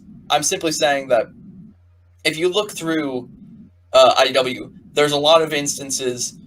If you look through in the most recent issues, like you had the Egg Vipers. It's like, oh, that's cool. Or like even the that first arc, you saw a lot of callbacks, and like obviously callbacks are cool because it rewards longtime fans for paying attention. But I don't know. I feel like you could oftentimes see a lot of it like superseding, like that Chow race arc. You can very much feel a lot of like, hey, remember the Chow Garden? Remember Chow races? Wasn't that fun? Like, yeah. Mm-hmm. So you're saying that it kind of uses the imagery and the iconography of Sonic just on its own, just like, hey, it's this, and then it doesn't really maybe take it much further. Is that kind of what you're saying? Yes. Thank you for saving me from my inability to phrase it properly. No worries. I was listening intently. But yeah, no, I could probably see that just a little bit. I think and I'm not saying you're saying this, but I would say to outright like claim like, yeah, like that's clearly they're just relying on that would be in like bad faith. But I think it's definitely a part of the method of like reintroducing these concepts into the story, because obviously even though it is for longtime fans but it's it's also for people who are jumping in, so you do want to kind of establish like, this is the Chow races, guys, look how cool this is, or this is Supersonic and all these things. And so I do think that the goal of it is probably just to like reintroduce these concepts, but I think it goes back to a larger problem, which is that it's kind of like what I mentioned about Flynn bringing up these ideas of like, oh, is it ethically okay to murder Mr. Tinker? It's like he kind of brings in these concepts, these ideas, or these characters, but then he kind of just lets them like that's as far as we're going to go for this arc or this chapter, and then we'll do more with them later. And it feels like everything is constantly in stasis. So like you get introduced to a concept or you get introduced to a cool character, but then it's just like, all right, that cool character is just gonna like exist over there for now, and then we don't like elaborate on it. And so I do think that that's kind of more what it feels like. Is it's maybe less of a like fan service and more of just like not capitalizing on the fan service, not actually making it fan service, because baseline fan service, like you said, is just something like if let's say that cover of Silver, the cover with like Super Silver and Supersonic, that it was like a Comic-Con cover for that issue. God, like I wanted that so bad. Huh? I said, God, I wanted that so bad. Oh, me too. But that's like fan service. That's like, oh my gosh, look at that cool image. But like utilizing it properly is, for example, the fact that Silver is very integral to the arc and he wants to save his future. So there's actually value to having Super Silver outside of just like literally like how it is in like how it would be if like Shadow was also there. It's like, Shadow, you come along. because people like Super Shadow. Like, no, Super Silver, like, the reason it's so impactful is because it's not just like, let's give him Super Silver. Like, no, Silver is desperately trying to save his reality too, and he's been putting in the work as well. So to acknowledge that part of the fan base who's wanted to see that, but also give it meaning. Like, you as a Silver fan, you can now say, like, yeah, like, Silver was integral to, like, fixing the world and saving the day. Not just he also fought and he was there. He helped. Yeah. You know, like, he needed to be there to use his psychokinesis at super form to create that big portal, you know? And so that's I think that's a good use of fan service. That's giving value to it. Whereas I feel like a lot of times Flynn is maybe taking too much time to just, here's the thing, you know, that's a character you like, they're around, they're just doing stuff. All right, let's move on to something else. Or Evan Stanley in the case of the Chow races, because Ian Flynn did not write that. Where it just feels like, all right, we're just doing Chow races. That's kind of the aesthetic, but we didn't like, you know, punch it up and make it even crazier or go further, or do more fun stuff. Just like, these are Chow, they're being tortured by the rat guy. That's not good. We save them. Yeah, you know. It's like it feels like they could go further with these things. So hopefully that makes more sense. Yeah, and I hear what you're saying. I mostly brought up the Super Silver one just to kind of like throw myself under the bus to not make it seem like I'm going like, you sheep falling for IDW dangling their keys in front of you. Like no, it's just I wanted to bring up the, like, they're using the fan service because it works, and it works on me too. But like I think what you saying that really, I think, kind of put all the pieces together for me. I think the issue is that, like, because Archie definitely had its fair share of fan service too. You know, you had like, hey, we're going to Casinopolis, like in the Mogul arc, or you had like, you know, Eggman's the Egg Beater was like covered in like Green Hill stuff. You know, you had a lot of like, hey, look at this thing, you know, or like the goalpost. I think the thing that separates the two of them for me is that with the stories in Archie were a lot like denser, I guess, for lack of a better term. Like, there was a lot more going on in like the actual plot, whereas with IDW it's a lot more bare bones, I guess. So it feels like the fan service is the focus. Like, whoa, Rouge and Silver or Rouge and Shadow are here now. Crazy. Yeah. Or like, oh, look, it's Amy and she's in this issue and she's just gonna talk to Sonic and say, please join. Look, it's Tails and he helped a bit. You know, like, it's just like, whoa, it's these characters. And that's good for reintroductions. Like, that was a smart move. But it kind of feels like it continues to do that, where like in the Metal Virus saga, it's like, whoa, Cream is dead now. That sucks, guys. And it's like, yeah, that does suck, guys. But like, I don't know. Yeah. I was not prepared for that. I get what you're saying. Like with Archie, it was like, oh, hey, look, Silver's wearing his rival's costume. That's pretty cool. Or, hey, look, they're using the goalpost to go to the special zone. That's fun. But in IDW, it does feel a lot more like, whoa, look at this. Like, well, and I'll put it this way, just so there's like, because obviously the way I'm expressing it is obviously a feeling I have. Maybe someone might feel different. So if I could give like a more concrete example, I would say what I really like in stories whenever it's mixed media is when it contextualizes things from other media into the main story. So with your goalpost examples, they are not just goalposts that go to the special zone. The special zone is now ruled by this one-off character from an old Archie Sonic issue who has taken the powers of the Chaos Emeralds to create a reality where he can have games for Sonic to play to entertain him. That's a really cool use of fan service because it's connecting the game side of things to the story. So it's not just Sonic comes in and he has to do games because, hey guys, it's from the game. It's because there's a character here who wants to be entertained. He wants to make this happen. And so you follow that train of thought and it's like, whoa, that this game element is now being put into the story in a way that contextualizes it. Whereas like with the Wisps being in the story, it really just feels like, hey, it's the Wisps, it's the Wispons, and it doesn't necessarily feel like or like, hey, it's that robot, you know, or hey, it's this character. It doesn't necessarily feel like there's any reason that it doesn't feel like they live in this world. It feels like they were plopped out of their games or whatever, and it's just like, all right, It's that thing you know. It's that thing you know. And that's why I use the Super Silver as an example, because without Super Silver, they could not have done what they did, and it is directly tied to Silver's story has always been that he wants to protect the future, but now he's protecting the future from this specific thing, which is the metal virus, and we actually get to see that he did save the day. This is like the first time that ever happens, right? Unless Rivals did it. But like we've never seen like Silver go back to his timeline and it's like fixed, have we? Well, you could argue in Colors DS, the Sonic goes like, "Hey, Silver, what's the future like?" And Silver goes, "Oh, the future's great, guys." But like, yeah, we've never seen it. Okay, yeah, and then 06, for people who might say, we see like the start of it with like the sun kind of brightening and stuff, but we don't see the good future. And so like that's a cool thing, right? That's a thing that Silver fans for the longest time, like of course you want to see him save the future. And you want to see it too. So to actually get that and it be tied into the IDW narrative of the Zombot arc, that's perfect. That's what I want. And so I think that's what the series is kind of missing, if that makes sense, is contextualizing the game aspects to the main story, rather than them feeling separate. Yeah. And, can I kind of want to shift my focus back to the shock value one. Did you have anything else to say about the fan service one? I'm done. Sorry. I genuinely didn't mean to do 2 points in one. I thought they would go together a bit better, but, you have me here. You shouldn't expect that. You're good, dude. But I live on tangents. Oh, same, bro. It's fine. But, so for the shock value one, it's like, I remember myself having a much more positive view of IDW once the Metal Virus arc started. And anyone who's seen my reviews will definitely see that mindset reflected. Because I remember up through like Battle for Angel Island and all that, it was like, it felt very safe. It felt very like, oh, we're going here, we're fighting this thing. And I remember I said this in one of my last reviews for the, it was like 30 maybe.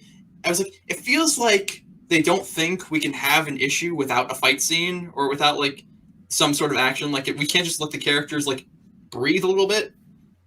And I'm not saying that they breathed during the Metal Virus arc, don't get me wrong, but like it felt different. And I think looking back on it, the shock value definitely did help because it was like the who's going to get turned into a Zombot this week. Obviously, you can make fun of it now, but at the time, it did help out the book. Because one thing, anyone who's read comics for long enough knows that death is a revolving door.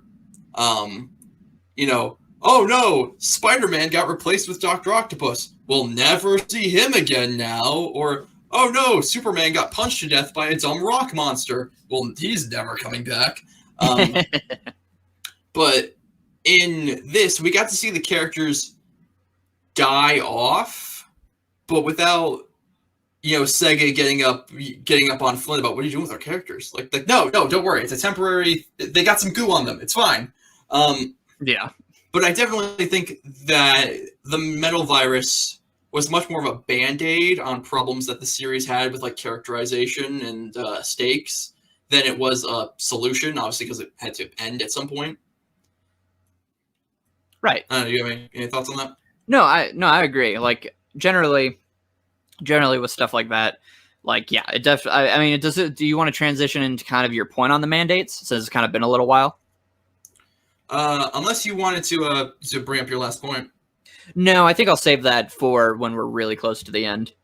All right, mandates. So with the mandates, you can definitely look at across all of comics, and you can see that nothing in comics is really permanent.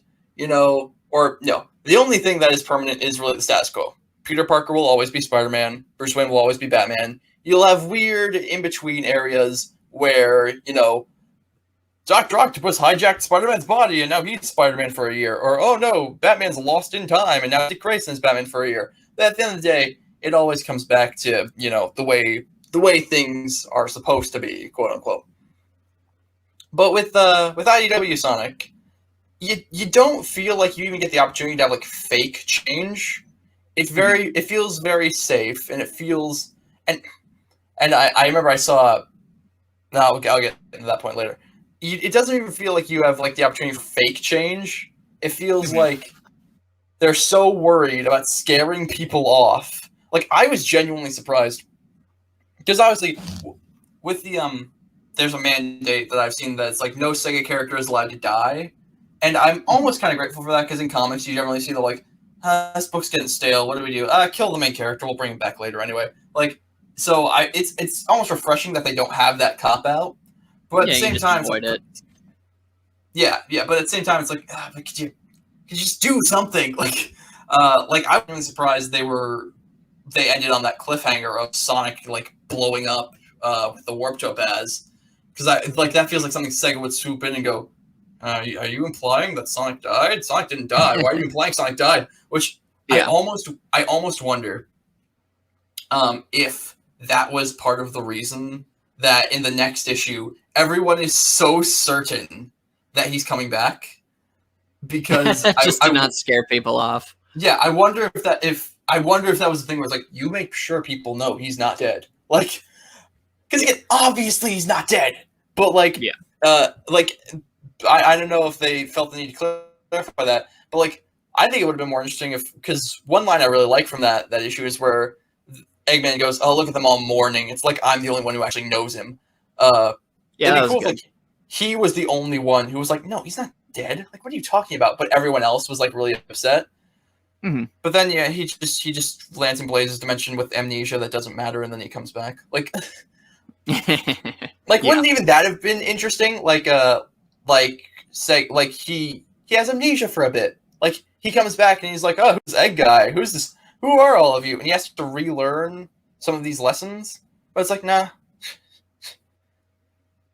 Yeah. Well, and I would say, just to be clear about the mandates, obviously, there's no, like, and I think Flynn's talked about this a lot, there's obviously, like, no hard rule. It's all subject to right place, right time, right editor, person feeling a certain way on a certain day, who gets what email, what idea is pitched in what way. So, like at the end of the day, there's never going to be that you can never hide behind the mandates to defend Flynn. And I think people should also be, but I also think people should be obviously understanding of the fact that, you know, you're working with a volatile medium. Things are constantly changing with Sonic. With like, if the next Sonic game comes out and they have a new character that really works, then they're probably going to say, put them in the comic. You know, that wasn't a mandate before, but now it is a hard mandate. You know, and then they might say, like, you need to work with this stuff. But then a year may pass and they might say, he might be like, hey, can I do something with this character? And they might just be like, yeah, well, fine, you can do that idea. But maybe a year before, if they had a different person or it was just a different time in Sega's company, they might say, you know, oh, you can't do that.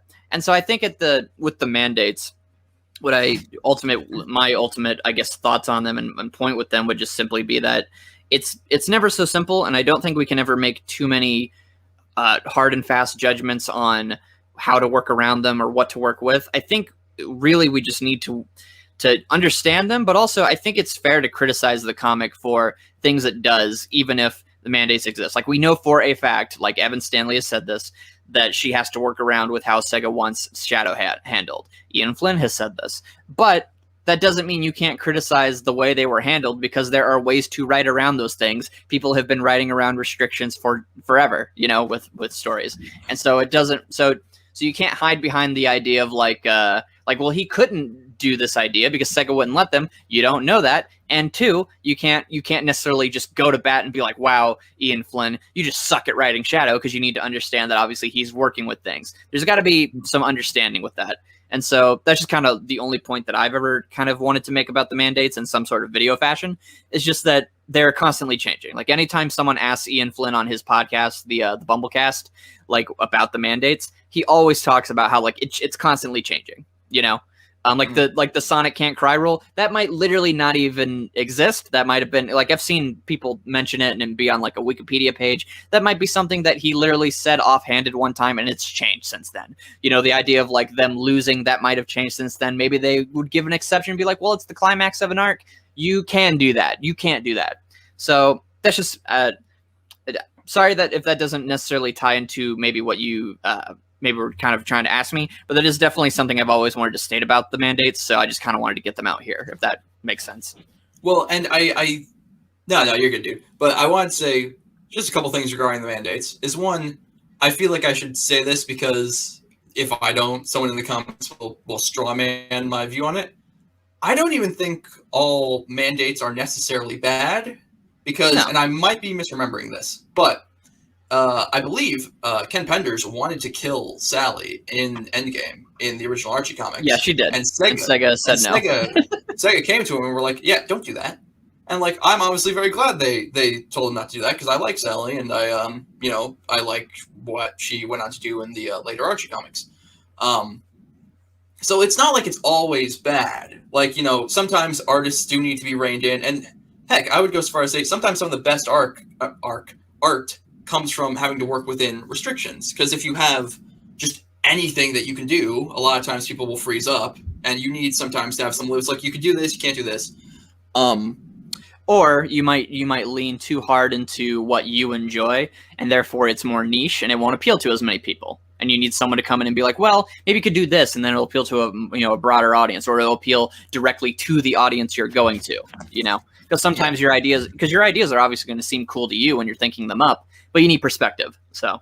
Yeah, well, and I also want to add, because I don't see this brought up a lot, and I don't know if it's just because people perceive it as obvious, but mandates exist throughout all comic companies. I would probably all companies. Let's be frank here, but like especially when you're dealing with like fictional characters about like what they can and can't do. Like, if the writer of Batman goes, "Hey, I want Batman to eat a baby next issue," DC's gonna come in and be like, "What? No! What are you doing?" Like, so. Yeah.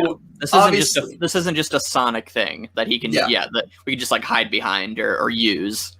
Like one issue, or not issue, one example I thought of and that I wrote down because I thought it was a good one is are you familiar with the character of Jessica Jones? Yeah. All right. Well, obviously for the audience, Jessica Jones, Marvel character, created by Brian Michael Bendis. And now, Ian, do you know the reason why Jessica Jones exists? I do not. Well, bumped the mic there, sorry. Well, I'm not going to tell you. No, I bumped my mic, so I had to readjust real quick. But so, the reason why she exists is because Brian Michael Bendis was working on a more adult-oriented comic called Alias for Marvel, and he wanted to use Jessica Drew, a.k.a. the Spider-Woman. And Marvel took one look at his pitch and went, "You're not putting Spider-Woman in this." So he went, "Oh, damn." So he made his own character, changed the last name, and then we got Alias from it. And I'm not the biggest Jessica Jones fan, but the people seem to like her. So I guess that was my example of train of thought. Come back. Just working within restrictions and coming up with something really cool out of it. Well, that, and also just again, it's not just a Sonic thing, and I don't know. I assume most people know that, but I don't know if there's anyone younger watching this who maybe doesn't understand as much how the comic industry works. But yeah. Yeah, I agree. And I think the problem that I don't know if you mirror this, it's just that we have with the mandates is they just seem to have such a stranglehold on the characters, and you can tell like if you look at certain comics and you find out like, oh yeah, they weren't allowed to do this, or the editors were really pushing them to do this. You can look at it later on and go, oh, I can see that. But like, you look at, and maybe I wouldn't have the same view if Ian didn't openly talk about the mandates, but like, even if he didn't, you read the comics and you go, man, that's a little weird. Oh, well, they're not doing this thing. Oh, that's that. Like, it feels like there's such a stranglehold, and it feels like the characters have so little room to breathe. Mm-hmm. I would say Shadow especially is obvious, just simply because he has a characterization that people associate with him, which is Adventure 2, and he is not going towards that. And that's just kind of been a main problem with his character since 06, like after 06. So that's definitely something that once you have like a name for it, like mandates or whatever, then like, yeah, it's something that's definitely noticeable. Yeah. But, yeah, and I remember one that, like, just as, like, a person who considers themselves to be, like, somewhat of an artistic person, I read and I was like, oh, there was, I want to say it was on Twitter, or maybe it was on the Bumblecast, Ian Flynn got asked, like, hey, Tangle and Whisper are going to be in, like, a relationship, because, it'd be great to see more representation in the comics. And he went, oh, I'd totally be down for that, but it's not really up to me. And it's like, why? Like, I get it, but, like, how is it the fact that the writer's going, these characters that me and Evan Stanley co-created, we do not get to decide if they do this. We have to ask Sega. And now, granted, I think it's because Sega, Tangle and Whisper obviously are in speed battle. They probably want the comics and the games to be more closely tied than they were in the past. But even still, just seeing stuff like that is like you can really tell how tightly the hands of the writers are tied. Yeah, and stuff like that, definitely.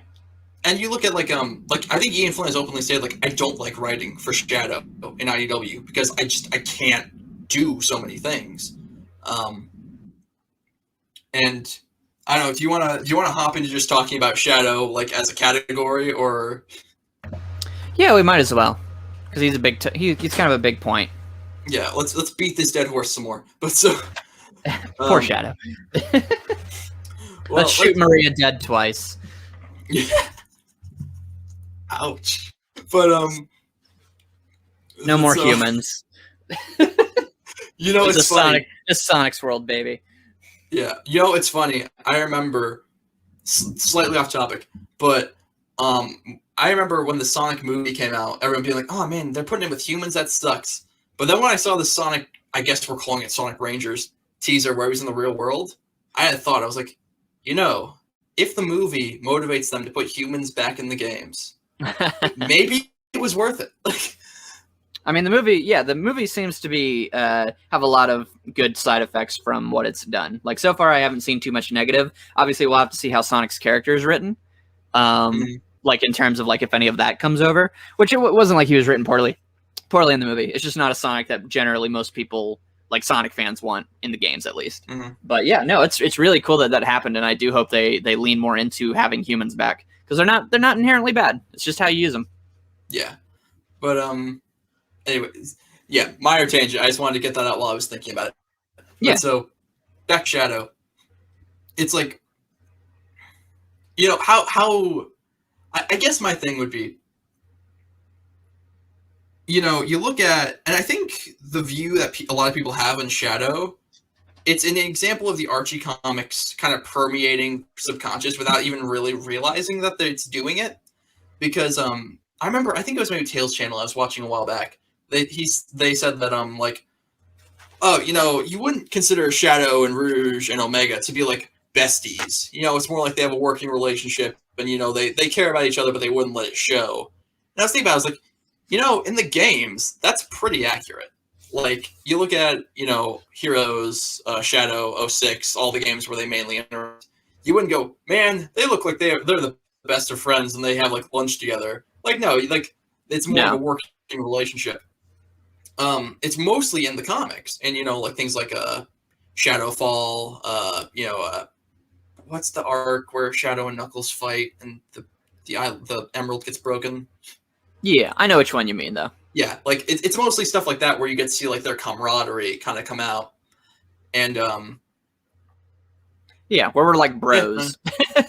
Yeah, and it's if you are just going off the games, you wouldn't go oh, obviously they're the best of best friends, but you certainly, I don't know. Save me. Talk about Shadow, please. So as far as Shadow and how he's portrayed in Archie Sonic, at least, which is the version of Shadow that I enjoy the most, it really took advantage of the part of Shadow where Shadow is probably the most empathetic and kind-hearted person in the series, which contrasts with the fact of what he was originally trying to do, which was destroy all the people on Earth. But the reason or Mobius or whatever. But the reason he was doing that is because he loved Maria so much, and he wanted to fulfill her dying wish. And so then he does fulfill that by sacrificing himself. And that kind of emotionality and just understanding that he has was propagated so much in Archie, where he would reach out to even Metal Sonic and be no, you're a living weapon like me, but you can do good. Don't belittle yourself and look down on yourself thinking that you're just a tool. You can be more than that. And I care about you. I want you to that for things to change. And that was a really endearing side of Shadow. And what made him so just kind of enjoyable is the fact that he is this warrior type. He's the protector of the planet, but he's not like Sonic, where he's super heroic, and he's not even he can't even be like Knuckles, who's very serious, because Shadow at the end of the day is super soft. He's such a softie in his actual character, and he's very sincere. But with IDW Sonic, what they've leaned in on is his aggressive side and his no-nonsense side, and it doesn't come off as appealing because that's not what we liked about Shadow. What we liked about Shadow was even in Adventure 2, he had a bit of a cockiness side of him, you know, kind of taunting Sonic and calling him a fake hedgehog and stuff like that. Or being like, Faker, I think you're the fake hedgehog around here. You think you're cool enough to handle me? Ha! You're not even good enough to be my I'll make you eat those words. Cut him off. Don't you know I'm the coolest? I'm the coolest. Yeah, exactly. He had a personality. Like he had goofy stuff like that. I don't know if that's in the Japanese or whatever, but at the very least, the English interpretation of Shadow, he was a bit of a dork, you know, and that carried over into the Archie Sonic 2, which meant that he didn't come off as pretentious. And I think that's what, or edgy, and that's what I think is the problem with IDW Shadow, which is that he just comes off as edgy without like a reason to care. He's a bad boy without a cause, you know? Mm-hmm. and it's not funny because it's not being played for laughs. And it's just annoying. It's just like, gosh, like what's going on? And it's not because any of the actions he's taking are necessarily poor. Like I had someone talk to me and he was like, well, what's wrong with Shadow prioritizing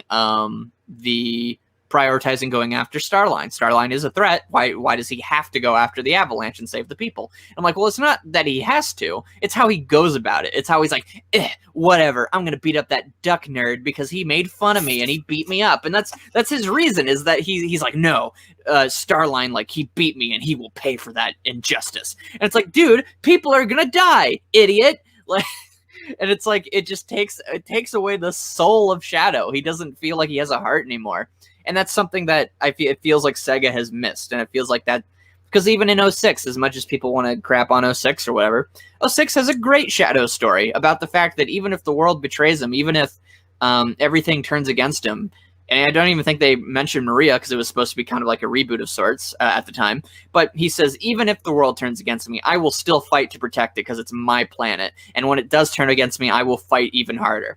Like, and that's endearing. That's charming. That's inspiring. That's a character you want to root for. And that's none of those qualities are in current Shadow. And while obviously Ian Flynn and Evan Stanley have to work around that, and it seems like it's one of the few mandates that in current time is very strict, I don't know. I don't really have too many suggestions of how you work around it, other than just don't put Shadow in those situations. If you have to lean in on him being the bad boy cool guy, lean in on that in circumstances where it would be positive for him to be that. And I think the problem that Ian Flynn and Evan Stanley maybe can be accounted for, unless Sega is literally telling them you have to put Shadow in this arc, is that they're putting him in circumstances where his negative traits are what's coming out instead of his positive traits. And they're not kind of like being able to manipulate it in a way. And I understand it's hard, and they're writing like a billion other characters too in the stories. But if there's anything that I think you could hold them accountable for, as far as like, oh, you could write that better, it would just be learning to put that character in a situation where he can shine. So yeah, I agree completely. And I think my biggest problem with the whole I have to chase after Starlin and I can't have the Avalanche, or I can't go to stop the Avalanche. I feel like just one line being changed of Starlin's too dangerous to get away. You can handle the Avalanche. Yeah, that's like, it. Problem solved. Like, but I think this is one thing that you can unfortunately put on Evan is I think she wanted to have that moment of Shadow going, no, I do have to go and save, help Sonic stop the Avalanche. But the problem is that's teaching Shadow a lesson he's already learned. Yeah, like, it makes Shadow just look dumb. Like the character who has the line, I swore to Maria I would protect this planet, and I will not let you destroy it. I'll fight because she loved this planet so much. Should not have to learn how to value life. Like, oh no. Hello? Okay. Oh, thank you. Oh my gosh. Oh, you left me alone. I was scared. That was weird. Yeah. I was like, what happened? Everything's on. But yeah, I don't know what happened, but I fixed it. Okay. Cool. You fixed the not knowing what I don't know. Yeah, somehow. I just hit everything. You did the Shadow computer karate chop from That's right. Well, it is, if there's any game that's going to teach you a life lesson, it's Shadow the Hedgehog. Obviously. Don't play Lost Impact is the lesson you should learn from Shadow. Yes, definitely. But Yeah, so that is my thing about it. Is like Shadow should always, at its core, value life above all else, especially innocent life.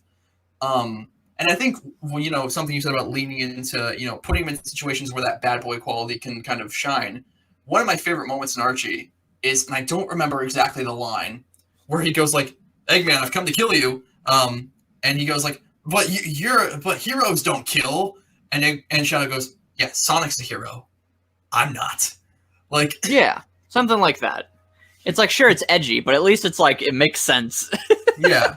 And like the thing is, like, I remember I saw some people going like, Shadow's like a tortured character who's been through a lot. Like, what do you expect him to be, like some kind of cinnamon roll? It's like, no, but I expect him to be like a dude.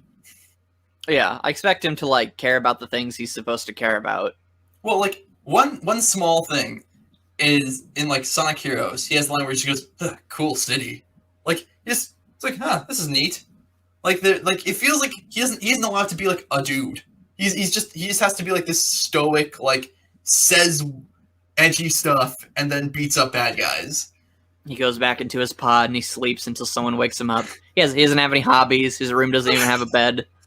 He doesn't have a window because he didn't want to bother the landlord. Actually, that would be a character trait, so that's not the thing. Yeah. He just got the apartment and he's just stuck with it. He didn't want to bother the landlord. Dang, now I want a comic about Shadow trying to buy an apartment. after while he lived on the Ark, he got all the like his economy advice from like 50 years ago, so he's just very confused. Well, at least they didn't change math. Yeah. Put all your money into the cigar industry. It's sure to blow up. It's going places. But yeah, I feel like that's really my biggest issue. Shadow is that it's like he's not a character. Yeah. No, I agree. But There's definitely he's definitely in a horrible spot for the writers, but I also think they could work around it better, and I hope they continue to improve. I hope they get better at it. So. Well, one thing I think is unfortunate is that you said that Sega might be telling them you have to put Shadow in this. Is that Shadow's just a fan favorite character? Like, yeah, obviously, like everyone likes to see Shadow, so they're like, oh, we want to put Shadow in here, but he's like, and it's weird. I remember when people were complaining about Shadow at the beginning, and I actually didn't have any issues with Shadow for the longest time, outside of like obviously what I was hearing, but like in the book proper, like when he gets caught by the metal virus, I was like, I buy that. Like, I would buy, like, Shadow being a little pig-headed. If anything, like, that's a character trait. Like, that's something I would buy. But it's I don't know, Yeah, no, I get you. So, all right, did you have any other points? Let's look. Okay, covered that. Mandates. Okay. I have one, but I would. I think we can. Given what your last point is, I feel like we can save that one for later. I have two. One I feel like that could be kind of quick, and one I think that would warrant a bigger discussion. I'll do the quick one then. Is that I see a lot of people, and I don't know if this is genuine or if this is people just trying to straw man, but at least I know for you and me, the Freedom Fighters not being an IDW is not the problem. No, I don't even need them to come back. I would like it, yeah, but I don't honestly, need it. Yeah, well, it's weird. It's weird because, like, on one hand, I would say, like, obviously, if Sally or all of them came back, there would be a part of my little fanboyish heart that would be like, oh, cool. But then there'd be a part of me that's like, oh no, like, what's Sega going to do with them?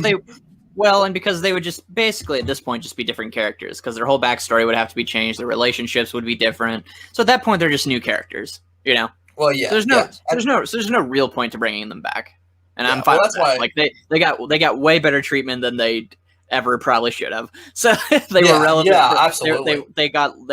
We got spoiled. So yeah. Well, speaking of which, I've never looked into this, and I probably should have done some research. I wonder if during Worlds Collide, if Ian wasn't sure if he was going to be allowed to use them after the reboot. Because if you notice in Worlds Collide, no Archie character is even mentioned. When they talk about Sally, they say, who's Mecha Sally? Because it's like, Ian Flynn created that, so it's a weird gray area. and we see Snively inside a pod, but it's like half of his name is cut off, and he's like kind of out of panel. So I don't know. I should have looked into that prior to this, but that was just a weird thing I remembered. Yeah, I'm sure there was some debate, but yeah, it's kind of up in the air. Yeah, but so I mean, you raised a good point about how they essentially have to be different characters, and that was why when I did my my video how to bring Sally back, I was like, just kind of act like she was always there. But I feel like in a comic that'd be a lot more difficult than in a game. In a game, you could do an ass pull like that, but in a more narrative medium. Well, like, and none of the stories connect fine anyway, other than like Adventure 1 to Heroes and Shadow. Like that's the only that's kind of like the only little era that kind of connects. Yeah, but so I just wanted to throw that out there because it's like I don't know if people genuinely think this or if it's just something they try and throw out there, but like, no, the Freedom Fighters are not the make or break for IDW. Like, no, definitely not. Anyone who thinks they can like kind of just come back as if like it wouldn't be one of the hardest things in the world definitely needs to kind of like consider what you're asking, you know? Yeah. So you wanted me to do my other point before you got into your last one? Yeah, sure. So actually, I can go. That way, we can end on your point since it's your channel. So basically, there's not really too much to it other than just that Archie Sonic really hit its stride, and it really kind of became a perfect place to tell a Sonic story once Sonic Universe was involved into the series. Sonic Universe made it so all the side characters could finally have their own arcs where they are the heroes, they get the final blow, they get the focus, they get to expand the world. Sonic Universe is one of the most valuable things to the Sonic franchise, and especially to the Sonic comic. And if IDW could get something like that back, if we could get another Sonic Universe, it would just improve the series instantly tenfold. Because what Sonic Universe did was, you know, because if you're in the main series, you're here for Sonic. So Sonic needs to be the main focus. You can have side characters, but they're never going to probably carry 2 issues. You know, you're not going to be away from Sonic for too long. They might get a B story, maybe, which is like 5 pages or something. But they're never going to be able to hold the screen for that long because it's the Sonic comic. But Sonic Universe made it so Shadow, he gets a 4-issue arc where he is the hero. He gets to save the day. He gets to do all this crazy stuff. He gets to have his character inspected, and we just focus on that. Tails, he gets a whole adventure where he gets to do stuff. He gets to be the hero. He gets to make some enemies. Done. Knuckles, he gets to have a whole story. Like all this, Scourge, even Scourge gets to have a story. All this stuff. And this isn't on Ian Flynn. This isn't on anybody that this video is going to reach, but it's definitely something that IDW needs if it ever wants to compete with the main book, because the main book is not going, IDW Sonic is never going to be able to reach those heights if it's going to try to constantly juggle the 12 different characters that it wants to have. It's always just going to be like the Metal Virus or the Metal Sonic arc, where they get a little bit of moment to show their personality, they get to fight guys, but you're never going to get to focus on them for too long because we have to get back to Sonic. And so Sonic Universe, definitely, it's the biggest thing I feel like that IDW Sonic is missing. So I would agree. However, I think Sonic doesn't need to be the main character of his book, because I was looking at this and I was thinking, well, how would I fix it? Because, you know, we have an old saying here where I come from, that complaining about a problem without offering a solution is called whining. So I thought about it, and I was like, what if you just like in Sonic X, right? Sonic's there, but I would hesitate to call him like the main character, you know? Like oftentimes he has to be like convinced to join the plot because he's more laid back there. Yeah, like he's sleeping on a roof. But so I think what you could do is you could have the focus, have Sonic be there, obviously, but have the focus kind of shift between the characters, like maybe like Tails, right? He's the main focus of an arc, and like, you know, Sonic comes in, he saves the day, you know, and then like in Sonic X, where you have those moments where like the president invites him to the White House, but he promised a little girl that he would take her to a lake or whatever. So, you know, you can see those little moments shine more because he's not always in focus, and he's not. Basically, the way I think you fix Sonic and make it so, you know, his lack of kind of I don't want to say depth, because I would struggle to say Archie Sonic was that deep, but like his lack of like characterization, I guess, is just to hide him. And yeah, that's my idea. No, that's fair. That's definitely something that they could work on. Just kind of maybe just stop spreading themselves so thin. Like maybe that Chow Racing arc, maybe it could have just been about Cream, Rouge, and Amy, you know? And you didn't need to have even Starline. You didn't need to have Shadow, you know? Mm-hmm. So that's something that I hope they can consider. I just don't know with a book called Sonic the Hedgehog how much you would be able to kind of get away with that. But it's something to consider, and I hope it's something they, at the very least, I hope they bring back B stories. Yeah. But, sorry, there's some noise in the background. But yeah, so, I think what they're trying to do is they're trying to, instead of having to take the chance of having another concurrent, like, Sonic the Hedgehog series on the shelves, I think they're with those mini-series, they're kind of trying to do that with, like, oh, you have Tangled Whisper, and you have you have bad guys. But you're right; it definitely doesn't offer the same thing as Sonic Universe did. They're in the same vein. They're in the same vein. If they came out more frequently, I think we'd be good. Well, I also wonder, and I can't confirm or deny this, but I wonder if there's some weird restriction about the.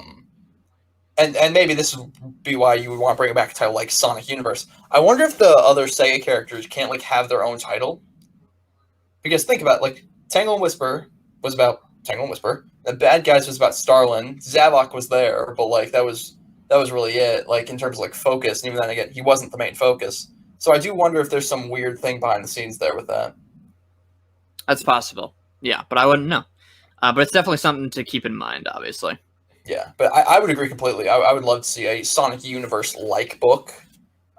Just because, the ensemble cast of Sonic is my favorite part of Sonic. So seeing that would be cool. Yeah. All right, and then you said you had one final point? Yes, my final point was a topic that I was going to make a whole video about on my channel myself, but then I thought I could work it into here, and maybe I'll cut this bit out into its own video. It'll stay in the discussion, obviously. But like, and that's the way that Archie Sonic utilizes romance, because the topic of romance in Sonic is a controversial one. And I remember I saw a tweet a while back by I think it was Gamer Guide, but don't quote me on that. And it was saying something to the effect of like, Sonic should never have romance. That should be restricted to like fan fiction. That's what fan fiction is for. And my argument would be, for IDW Sonic, and just for Sonic Media in general, is that my argument will never be that, like, no, Sonic has to have romance. Sonic doesn't have to have anything, except, I guess, Sonic.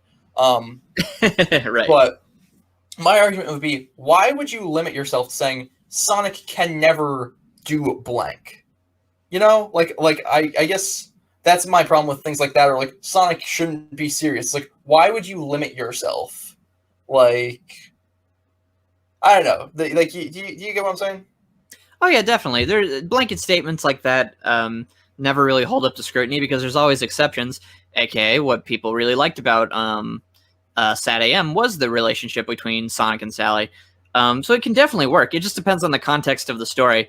I would say for Archie Sonic, because it inherited the legacy of the show, it kind of inherited that kind of like spirit of like trying to get somewhere and grow the relationships of Sally and Sonic, because they were kind of like that dynamic duo. Like they were kind of like the main characters at the time. Like at the time, the only characters you would have really had were Sonic and Tails. And so Sally at the time for a lot of kids was just as important as Tails, you know, or Sonic, because that's all we had.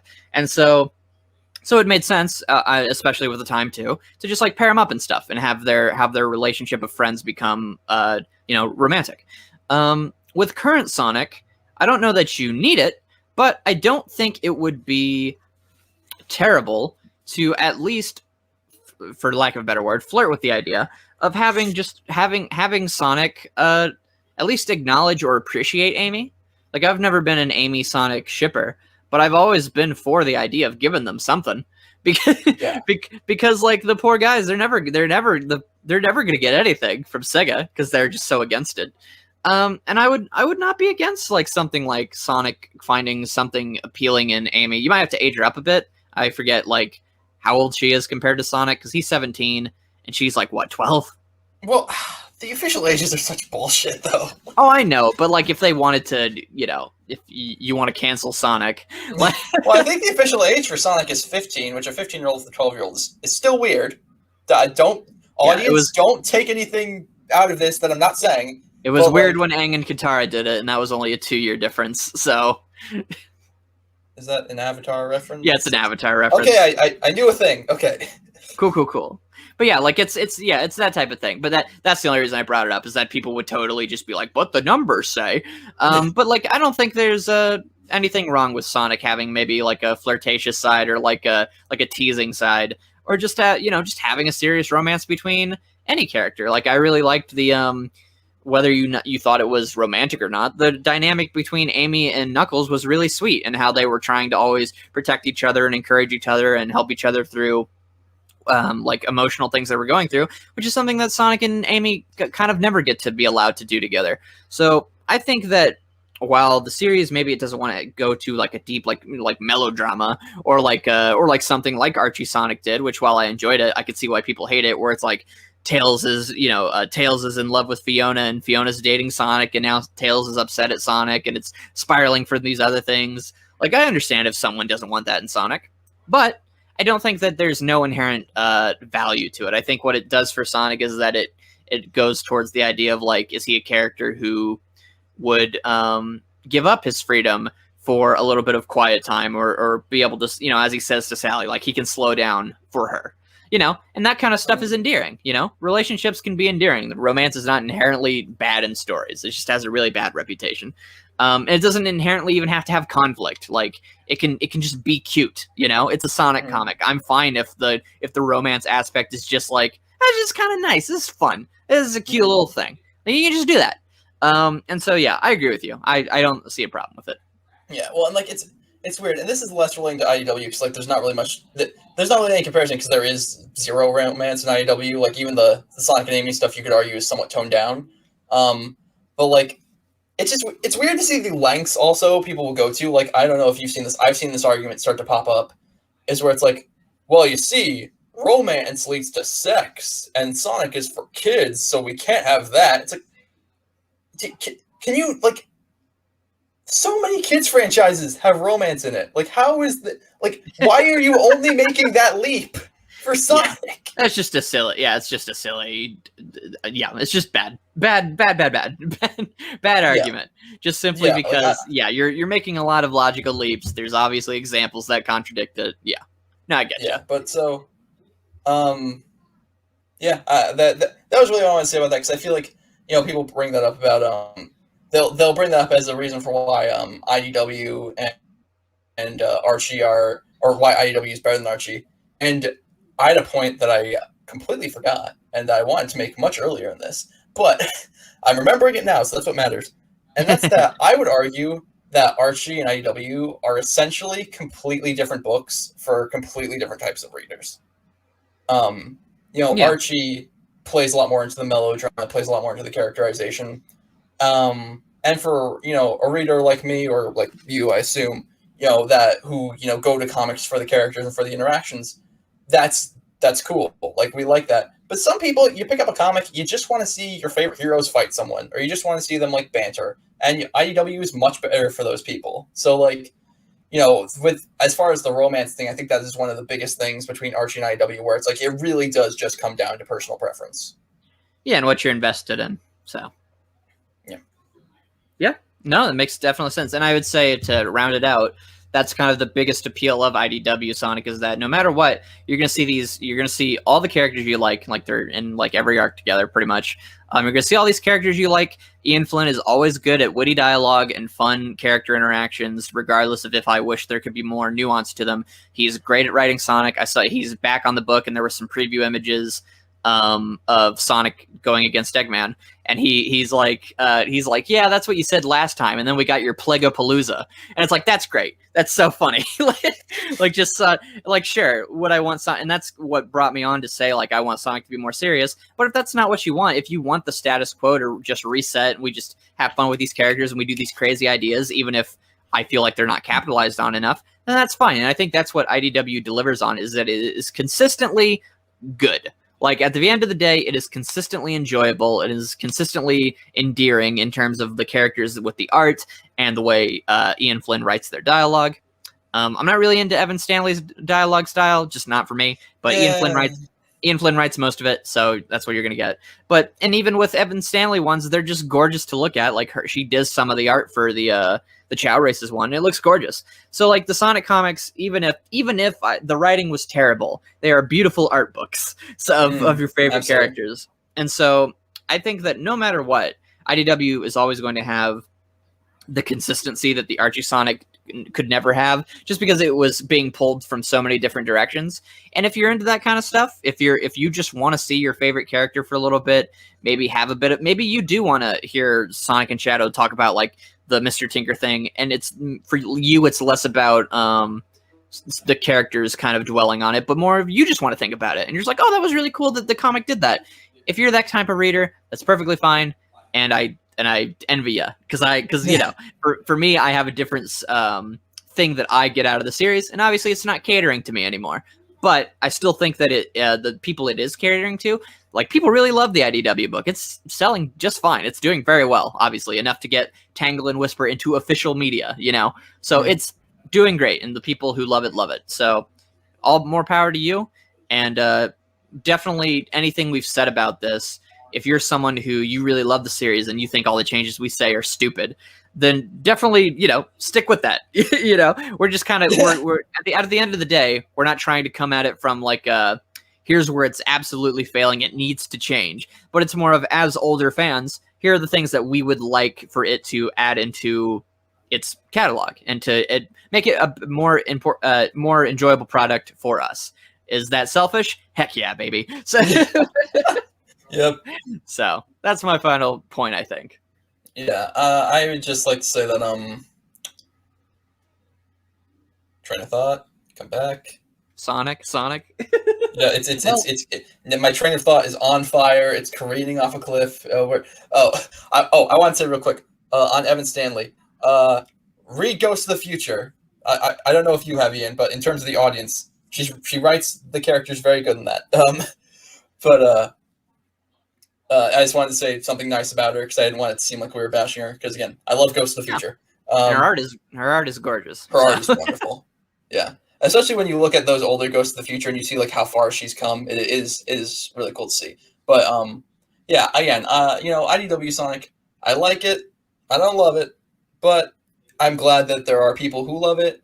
And again, if you've somehow managed to make it 2 hours and some odd minutes into this, you know, just know, again, there's no ill will towards anyone. If you prefer IDW, if you vastly prefer IDW, that's fine. I don't really begrudge anyone over their opinions over a blue hedgehog. But you know, just keep loving what you love. But I will say, if you do like the IDW comics and you've never read the Archie comics, go down into the comments and click Ian's little guide and maybe give him a check. Maybe check him out. You might enjoy him. Oh, well, thank you. Yeah, definitely give Archie Sonic a look. You won't regret it. It's very enjoyable. Also, you might regret it. You might regret it, but depending on what you read, it's worth it. yeah.